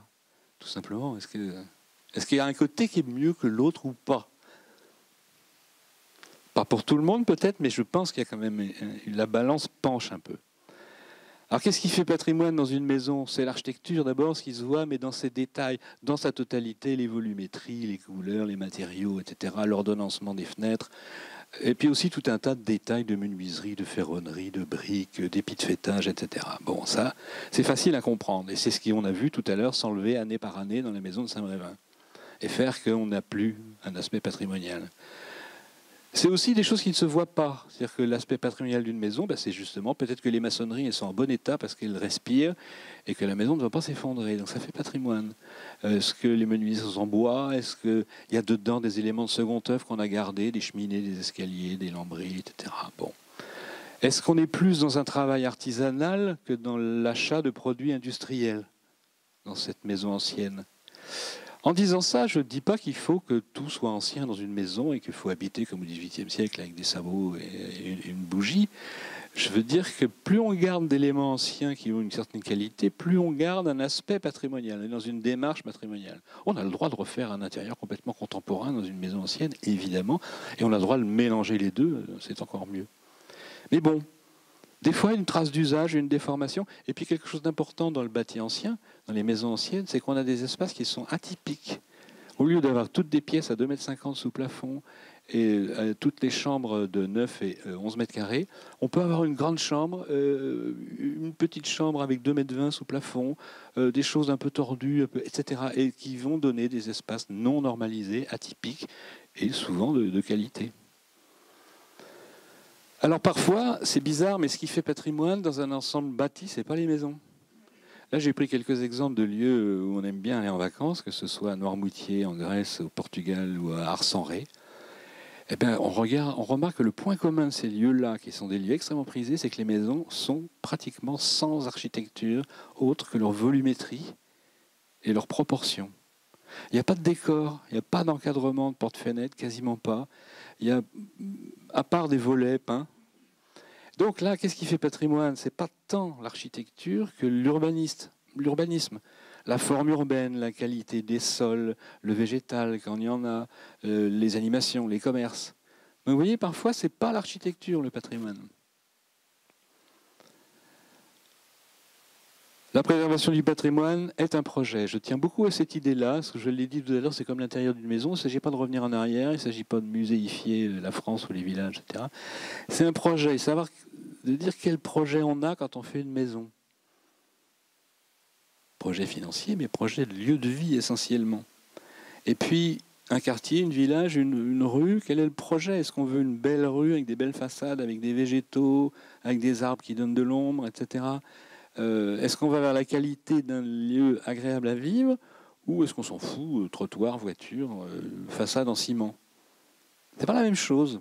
Et alors encore plus pour un territoire, parce qu'un territoire entier, s'il a un patrimoine, s'il a un cadre de vie de qualité, il aura du tourisme, il aura du développement de son artisanat, il aura du développement commercial, etc. Donc vous voyez, patrimoine et tourisme, comme par hasard, c'est là où les villages sont beaux, qu'il va y avoir la crêperie, où le magasin et la terrasse de café, c'est là qu'il y aura des animations, c'est là qu'il y aura un gîte bien restauré comme en bas à droite où une commune a un gîte, elle en fait un gîte pour les vélos, etc. Et c'est grâce au patrimoine. La vie commerciale, bon, les marchés, etc. Comme par hasard, c'est plus sur la place centrale du village que sur le parking du supermarché. L'artisanat qui se développe, parce que c'est pas la même chose que de faire une fenêtre par un artisan du coin que d'acheter une fenêtre toute faite qui arrive en camion d'Europe de l'Est. C'est pas la même chose pour l'économie locale. Patrimoine et architecture contemporaine, là aussi, c'est du développement. C'est-à-dire que quand je parle de préservation du patrimoine, je ne dis pas qu'on arrête de faire de l'architecture et qu'on ne doit pas faire de l'architecture contemporaine. Au contraire, un maire me disait un jour, mais alors si vous me protégez le centre-bourg, j'aurai plus le droit d'avoir des maisons contemporaines. Je dis non, ça sera obligatoire, parce que je ne veux pas de fausses maisons anciennes à côté des vraies anciennes, parce qu'on ne comprendra pas. Il faut des maisons contemporaines à côté des maisons anciennes, qui dialoguent, hein, bien sûr. Et puis quand on fait une extension, comme la photo de droite, vous voyez, on a besoin d'une chambre, on a une petite fermette à Saint-Étienne-de-Montluc, on fait une chambre complètement contemporaine, en bois, qui est un très très, très bel ajout. Contemporain, ce n'est pas du tout, encore une fois, une muséification. Qualité du logement, bon, ça se comprend facilement. Et une dernière chose, patrimoine et espace public. Alors c'est là où on est à la frontière entre l'action publique et l'action privée. Évidemment, c'est à la commune de refaire les pavés dans la rue, et peut-être d'initier des plantations en pied de mur, mais c'est aussi après à chacun de mettre des plantes grimpantes sur sa façade, de les entretenir, de les arroser, de les tailler. Donc on est là à l'interface, ou d'avoir une belle clôture, ou une belle haie, etc. On est à l'interface publique-privée où on va ensemble vers la qualité ou pas. Alors quand je vous parle de ça, qui relève plus des politiques des collectivités territoriales que de l'individu, c'est parce que aussi, quand on est propriétaire d'une maison, on est électeur dans une commune, on a son mot à dire, on est peut-être même élu, et qu'on a le droit d'aller vers le sens de la qualité des choses. Voilà, je termine avec une idée révolutionnaire. Tout à l'heure, on a parlé de Victor Hugo, mais Victor Hugo a eu un prédécesseur en la personne de l'abbé Grégoire. J'aime beaucoup ce monsieur-là. Il était prêtre, il a même été évêque. Il était homme politique, il était président de la Convention. Il a, dès la fin du XVIIIe siècle, dit qu'il fallait interdire le racisme, interdire l'antisémitisme, etc. Enfin bon, c'était un vrai philanthrope. Et il s'est aperçu très vite que les gens réagissaient aux destructions faites par les révolutionnaires. Les révolutionnaires se sont attaqués d'abord au symbole des rois, au symbole religieux, encore que pas tant qu'on le dit, mais enfin, un peu quand même. Et en fin politique, il s'est dit « Oh là là là là là là là là, si je laisse faire ces gens-là, on va passer pour des vandales. » Les vandales, il fait référence à une vieille peuplade germanique. Et il invente un mot. Il dit le vandalisme. C'est l'abbé Grégoire qui invente le mot. Il écrit un texte, il écrit un décret interdisant le vandalisme. Si on détruit un monument ancien, alors il crée l'expression monuments nationaux. Il ne crée pas encore monuments historiques, il n'utilise pas le mot patrimoine. Mais il dit monuments nationaux. Alors là, il pense aux châteaux, tout ce qui, même ce qui vient des rois est un témoignage. On doit le garder. Et donc, il écrit un texte sur les vandales, le vandalisme. Et en haut à droite, vous voyez un extrait de son, puisque c'est un projet de décret. Ces monuments contribuent à la splendeur d'une nation et ajoutent à sa prépondérance politique. C'est là ce que les étrangers viennent admirer. Les arènes de Nîmes et le pont du Gard ont peut-être plus rapporté à la France qu'ils n'avaient coûté aux Romains. Donc il y a l'idée extrêmement moderne là, du tourisme et le patrimoine qui rapporte des sous. Non seulement ça témoigne, mais ça rapporte des sous. Et là, on est vraiment en 1794, c'est très étonnant. Alors ben voilà, est-ce qu'aujourd'hui on veut être un vandale, au sens de l'abbé Grégoire? C'est-à-dire voilà ce qui peut se faire en Loire-Atlantique sur des maisons, je n'ai rien inventé, hein. Ce sont des interventions sur des maisons anciennes de Loire-Atlantique. Ou est-ce qu'on veut faire un autre choix, qui va peut-être coûter un peu plus cher, mais pas forcément beaucoup, et qui va en tout cas considérablement changer la qualité de vie, j'allais dire changer la vie. Là, on se retrouve en 1981, mais vous voyez, c'est curieux comme la politique, parfois, peut faire des boucles. Jean-Louis en a parlé tout à l'heure. C'est un prêtre révolutionnaire qui défend le patrimoine et qui initie la pensée de Victor Hugo, qui sera royaliste puis républicain, et grâce à qui on doit la restauration de Notre-Dame de Paris. Voilà, c'est tout. Bonjour. Moi, je vais continuer à aller vers la petite échelle en vous présentant un projet sur une maison et sa restauration. Dans un premier temps, je vais me présenter. Moi, je suis architecte, je travaille à Paris. Je travaille seul et je suis entouré de pas mal d'autres architectes qui travaillent seuls. Et on s'associe ponctuellement selon les projets, selon les programmes, selon les affinités aussi des programmes avec les autres architectes. Et c'est le cas de ce projet au Croisic, où c'est Sandrine Limal qui est venue me chercher, qui était architecte mandataire, et donc on a fait ce projet tous les deux. Aujourd'hui, moi je suis assez touché de parler de ce projet parce que Sandrine aujourd'hui est décédée, et on a fait un super projet ensemble, je pense, et en tout cas c'était très sympa de travailler avec elle comme ça. Avant de vous parler du projet et du site, je voudrais vous parler de deux aspects du patrimoine et du patrimoine commun qui me semblent importants quand on est architecte. La première chose, c'est le patrimoine commun. Ce qu'il faut se dire, c'est que ce qu'on a vu, c'était qu'on pouvait le considérer comme tout ce qui nous entoure. Et tout ce qui nous entoure, il a été construit par les générations d'avant. Aujourd'hui, nous, on le préserve, on le modifie. Donc c'est notre génération qui fait ça. Et la génération future va récupérer le patrimoine que nous, on crée. Et donc en tant qu'architecte, intervenir sur ce patrimoine commun, je trouve que il y a quand même une assez grosse responsabilité à modifier le cadre de vie de toutes ces générations. Donc ça, c'est la première chose. La deuxième chose, c'est souvent quand on parle de patrimoine, donc pas forcément commun, on parle de grands monuments. Et le programme du grand monument amène à ce que le bâtiment rayonne sur ce qui l'entoure, donc qui domine ce qui l'entoure. Et donc il y a nécessairement l'ego de l'architecte qui entre en jeu pour créer un bâtiment qui rayonne. Quand on intervient sur le patrimoine commun, pour moi, il faut réfléchir un peu à l'inverse, c'est-à-dire que le bâtiment qui préexiste sur lequel on intervient rayonne pas sur ses alentours. Et donc notre intervention, même si elle peut être hyper contemporaine, elle ne doit pas rayonner non plus. Elle doit s'intégrer, elle doit rester commune. Donc ça me paraît aussi assez important. Je vais vous présenter le site au Croisic. Donc on est dans une maison qui se situe ici. On a la rue de l'Église avec un passage, une venelle piétonne qui amène jusqu'à la mairie qui se situe ici. L'église est là.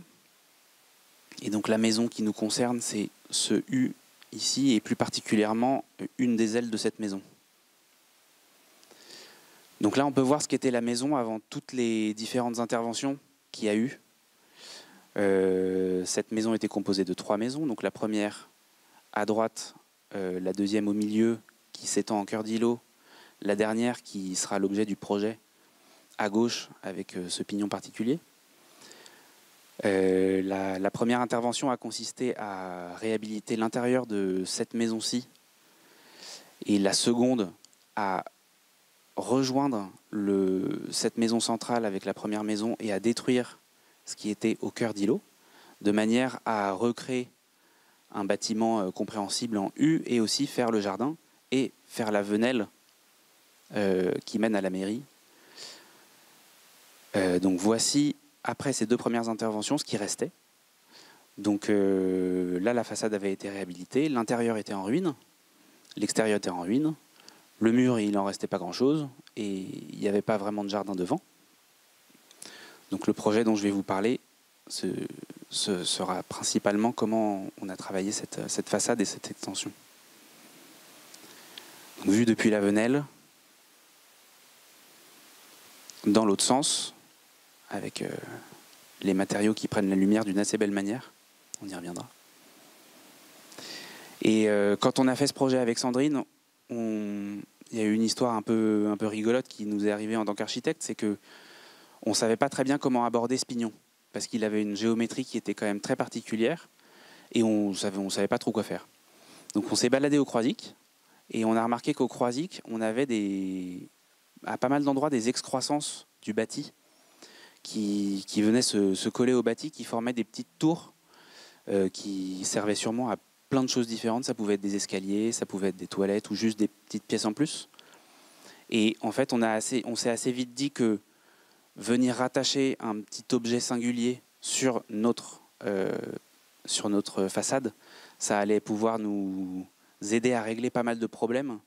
Et comme on ne savait pas comment prendre cette géométrie, on se disait que de coller un objet, c'était peut-être la meilleure des solutions. Donc on a commencé à esquisser un projet en faisant une petite tour donc, qui arrive, à la fin de l'esquisse, on est arrivé à cette image de droite. Et avec cette esquisse, on est allé voir la mairie et les ABF, qui étaient juste en face, et qui nous ont dit, une chose qu'on peut vous dire, c'est que si jamais vous déposez ce projet-là, vous n'aurez jamais votre permis, on ne vous le donnera pas. Donc nous, on était assez déçus, mais en même temps, on sentait qu'il y avait quand même quelque chose qui allait clocher, qui allait pas. Et donc on est reparti sur le site, et avec Sandrine, on s'est dit, plutôt que d'aller au Croisic et de s'interroger sur des éléments qu'on pourrait chercher au Croisic, on va revenir sur notre site et vraiment regarder notre maison, notre patrimoine. Et quand on s'est retrouvé face à ce site, on avait déjà senti que la géométrie de la maison était très particulière, très tranchante. Et donc on s'est dit ça c'est quelque chose sur lequel il faut qu'on joue, il faut qu'on le préserve.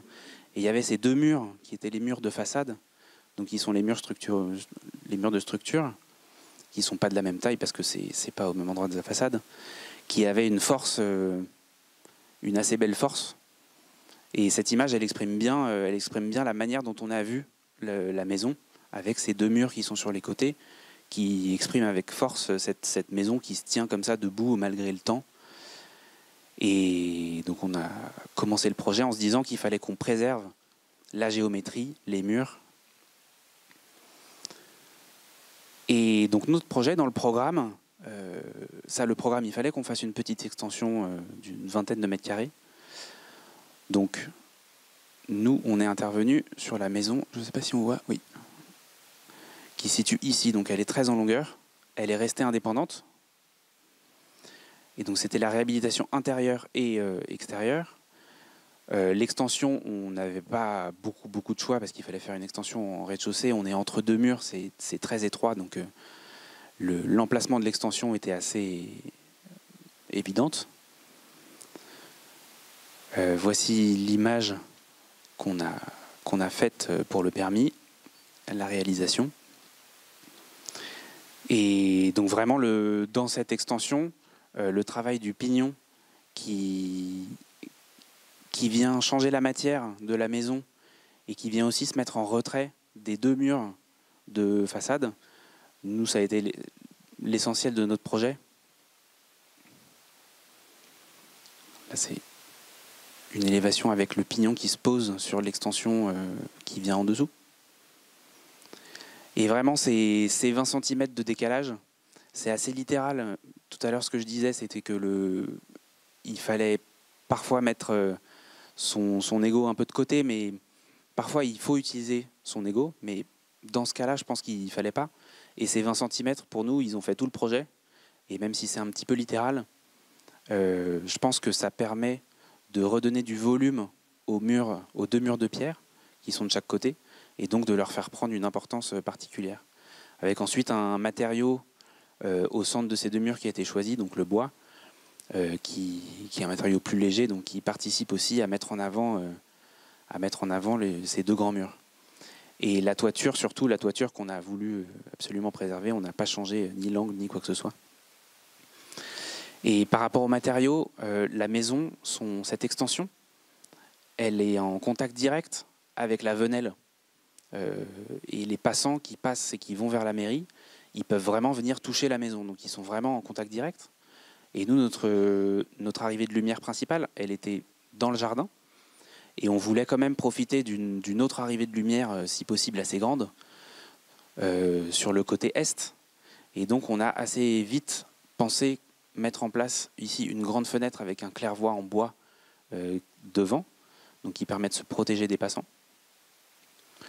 Donc du côté extérieur, ce claire-voie, il nous a amené à nous assurer on s'est dit que le bois, c'était la bonne solution parce qu'il nous permettait de résoudre pas mal de problèmes de programme, donc comme le claire-voie, le bardage. Et en fait, à chaque élément de programme, on a un peu décliné le bardage et le claire-voie pour créer une vibration au niveau de la matière qui vient aussi accompagner la vibration qu'on a sur pas mal de maisons du Croisic, avec cet enduit et ces pierres grises qui prennent la lumière d'une façon assez particulière. Et ce bois qui grise dans le temps, l'objectif c'était qu'il grise. Donc là on voit l'extérieur sur la venelle, l'intérieur on est assez protégé de la venelle. Cette extension, donc elle prend toute sa lumière vers le jardin. Et comme on est dans une extension très en longueur et qu'on était enserré entre deux murs, on pouvait avoir un sentiment assez encaissé dans ce site. Et l'extension nous permet aussi de créer un toit terrasse qui fait qu'on a un espace extérieur qui nous permet de prendre de la hauteur et d'avoir une vue plus dégagée sur les alentours. C'est une vue en plus assez fleurie, c'est assez joli. Donc voilà la maison dans toute sa longueur. Donc enserré entre des murs. C'était un projet assez intéressant parce que c'est assez rare de travailler sur un projet. En tout cas, moi, j'avais jamais eu l'occasion de travailler sur un projet aussi en longueur. Et je reviens 2 secondes sur justement les matériaux, avec la déclinaison du bardage qu'on a fait avec claire-voie, bardage, plus petit bardage, qui permet d'avoir une vibration dans la lumière. Et à chaque fois, ces changements de bardage, ils viennent à des endroits où on a des ruptures de programme, donc soit un étage, soit on a besoin d'un garde-corps, soit on a besoin d'un claire-voie. Donc voilà la photo avant-après.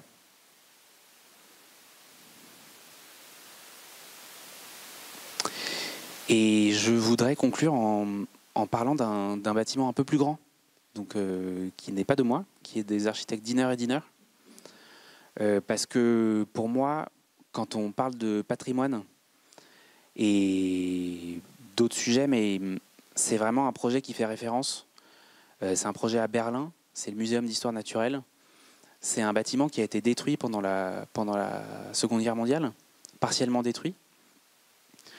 Et les architectes, ils se sont inspirés d'un tableau de Franz Marc qui avait été brûlé en partie sur sa partie droite, donc cette partie.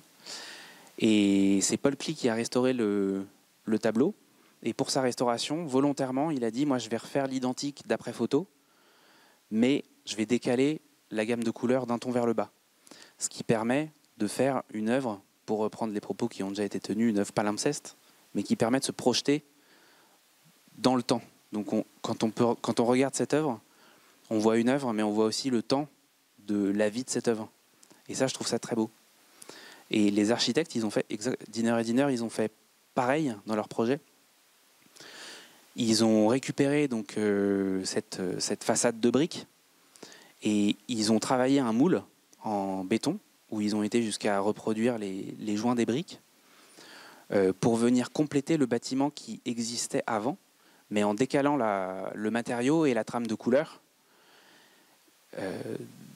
en un peu plus clair et en changeant le matériau. Et pour moi, c'est vraiment l'image d'un projet très contemporain qui a une réponse qui n'est pas du pastiche, qui n'est pas non plus... Il n'y a pas de volonté de créer un contraste, alors que pourtant on parle de monuments.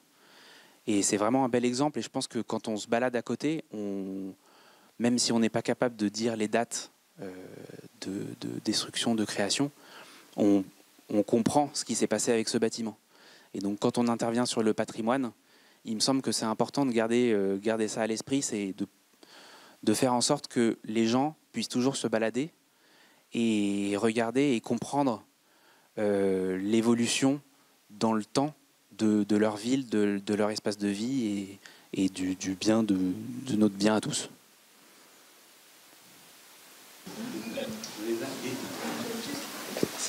Attendez, on va juste donner le micro pour que tout le monde entende bien. C'est pas vraiment une question, c'est une remarque, c'est juste pour c'est plus pour Élodie Boucher par rapport à ce que les exemples de vandalisme que vous avez donné. Il y en a un autre qui serait intéressant à mettre, c'est tous les enduits qui sont ensuite, alors je sais plus trop comment on appelle ça, où ils font la fausse pierre après qui recréent dans les enduits. Voilà, ça, ce serait bien aussi d'indiquer comme vandalisme du. Vous avez raison, ça me stupéfie parce que ça allie le vandalisme à un côté kitsch qu'on a dans notre époque, qui est de prendre une maison en pierre et de la cimenter en imitant la pierre avec du ciment. Ça reste un mystère pour moi. Je ne sais pas comment même des entreprises en arrivent à faire ça. Enfin si, bon, ils vendent des produits, mais comment on arrive à ça? Et ça se répand malheureusement dans les villages. Ouais. Je pense qu'il y a un goût partagé pour le propre, l'idée que c'est plus propre. C'est même pas cohérent techniquement par rapport à une vraie. Donc de loin, c'est ouais. Pire. Voilà, donc, Oui, mais je pense que le goût pour l'honnêteté, la vérité du matériau, qui a d'ailleurs été tout à fait mis en exergue par ta contribution, tu l'as beaucoup axé là-dessus, c'est typiquement un goût savant. Et alors là, c'est une anecdote que m'avait raconté Paul Chemetov, qui avait fait un immeuble de logements sociaux à Vigneux, dans lequel il avait logé Pierre Juquin, qui à l'époque était responsable des intellectuels du Parti communiste. Et Chemetov était tout content parce qu'il avait pu poser du parquet dans le budget réduit du logement social, mais il avait laissé le plafond en béton brut. Et donc il va voir l'appartement de Juquin, qu'il connaissait puisqu'il avait des liens avec le Parti communiste. Et Juquin, responsable des intellectuels, candidat à la présidentielle de 1988, si je me souviens bien. Enfin, et c'est pas un con, Juquin, mais c'est pas un héritier culturel. Et Juquin voit l'architecte et il dit « Tu te rends compte, ils n'avaient même pas fait plâtrer le plafond. » Alors heureusement, j'ai fait plâtrer. Et puis, j'ai rajouté une cheminée. En fait, il avait rajouté une fausse cheminée sur le mur. Et, voilà. Et c'était responsable des intellectuels du Parti communiste. Un autre exemple des décalages comme ça culturels qui font qu'on peut, en toute bienveillance, en toute honnêteté, se décaler, commettre des erreurs. Les architectes aiment bien les parois blanches et dans les logements sociaux, beaucoup ont des parois blanches dans les appartements. Et une sociologue d'un organisme de logements sociaux de la ville de Nantes m'a dit un jour que pour beaucoup des locataires qui arrivaient dans ces appartements, c'était le signe que leur appartement n'était pas terminé et qu'on les logeait mal puisqu'on n'avait même pas trouvé le budget pour mettre du papier peint. Alors, il ne s'agit pas de se moquer, c'est vraiment un décalage culturel. L'architecte pense bien faire et puis les gens sont malheureux parce que c'est pas fini. C'est difficile le métier d'architecte. Est-ce que vous pensez que les lotissements qui jalonnent la France, enfin je veux dire qui la colonisent, deviendront un jour patrimoniales?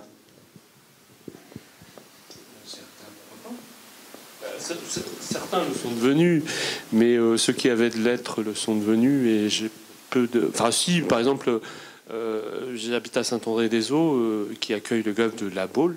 Et oui, ce lotissement-là, il est potentiellement, il deviendra patrimoine.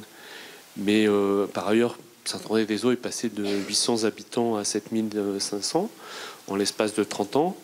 Je pense que 90% de la commune, non, ne sera pas patrimoine. Non, c'est sûr. C'est sûr. Non, c'est sûr. C'est un gaspillage énorme de notre siècle.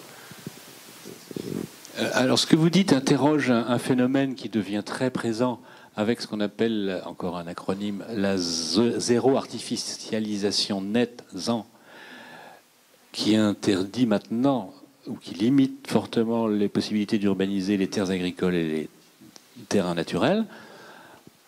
Et le besoin quand même de logement, on dit il faut densifier. On appelle ça le renouvellement urbain. Très souvent, les élus, quand ils regardent leur commune, ils disent il faut que je densifie. Et ils regardent le centre-bourg, où il y a effectivement des maisons qui ne sont pas habitées, qui n'ont pas de garage. Ils disent je vais casser cette rue-là, puis là, je vais monter en R+3.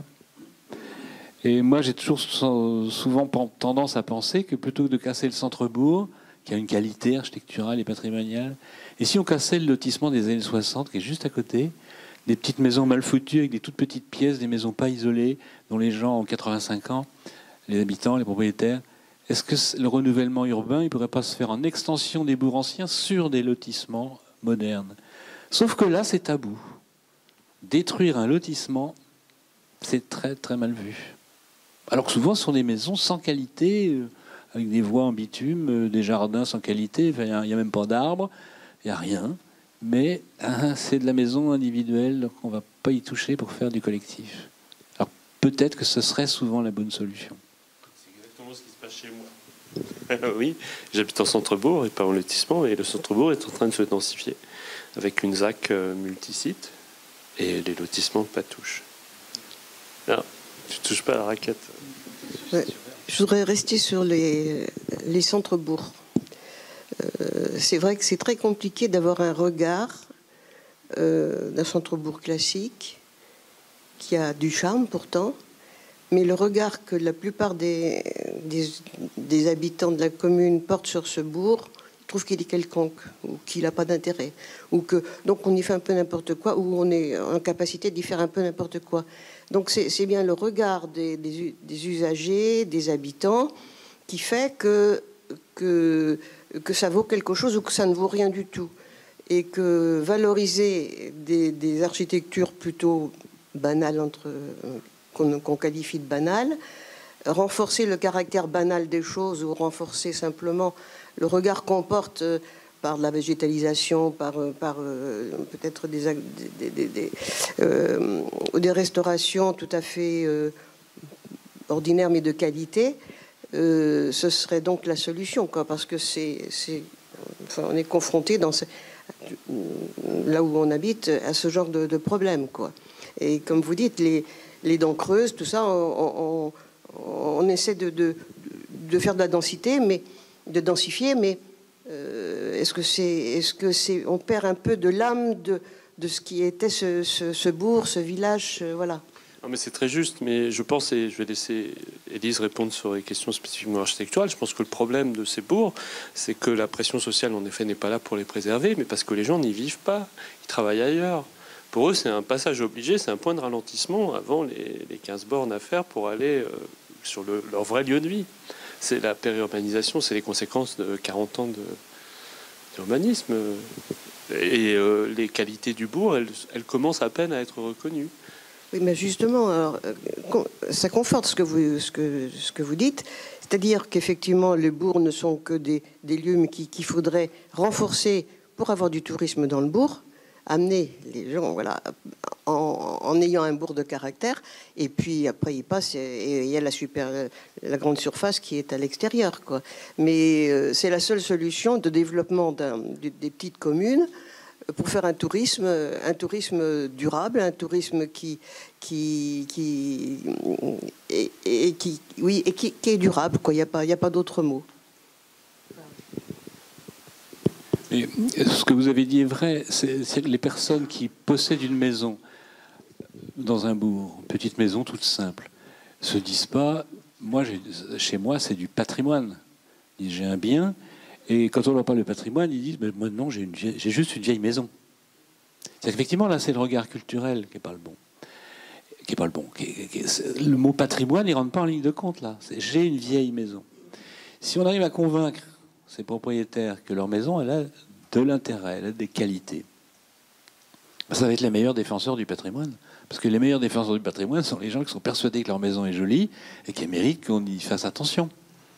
Donc, effectivement, ça passe par la sensibilisation des publics, des artisans, des élus, etc. Oui, des habitants.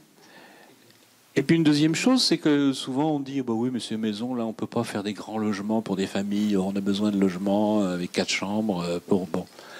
Mais il ne faut pas oublier aussi qu'on a besoin de logements, parfois de petits locatifs pour des personnes âgées en centre-bourg. On a parfois besoin de petits locatifs pour des jeunes qui démarrent dans la vie, etc. Et c'est peut-être là qu'on peut faire des T2 ou des T3 dont on a besoin de toute façon.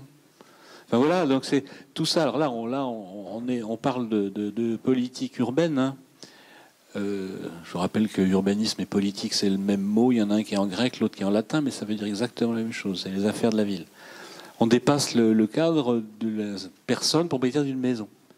Mais je vous redis, effectivement, une personne persuadée que sa maison vaut le coup va y faire attention. C'est là le patrimoine, c'est comme l'armoire Louis XV de la grand-mère. Si vous aimiez votre grand-mère et qu'elle vous a offert une très belle armoire Louis XV, eh bien, les pieds ils sont cassés parce qu'on a lavé le sol à grande eau pendant très longtemps. Si vraiment on aimait sa grand-mère et si on aime cette armoire, on va refaire les pieds par un ébéniste. Sinon, on va l'acheter, puis on va acheter un meuble Ikea. Si on est... Bon. Alors, est-ce que cette armoire, c'est du patrimoine? Oui ou non? Là, on fera attention et on va dépenser peut-être 200 € pour refaire les pieds de l'armoire. Alors que pour 80 €, on avait un machin en carton de chez Ikea.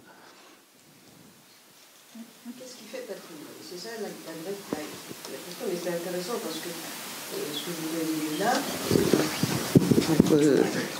oui, pour la révélation que vous faites là, enfin pour moi c'est un peu une révélation de qu'est-ce qui fait patrimoine dans nos petites communes pour les valoriser, et le faire comprendre et le faire admettre aux décideurs et aux habitants aussi. plan de carrière, vous savez. J'ai pas réussi. Donc merci en tout cas à vous pour la qualité de vos 3 interventions. Je vais conclure juste avant qu'on aille boire un verre sur le prochain rendez-vous. Hop, si on le voit. Donc on vous invite à venir, à réserver en tout cas la date du jeudi 20 juin pour le thème cohabiter avec la biodiversité, comment accueillir le vivant dans sa maison et son jardin. Un autre sujet d'actualité, mais on aimerait bien aller plus loin sur l'accueil dans le jardin certes, mais aussi dans la maison.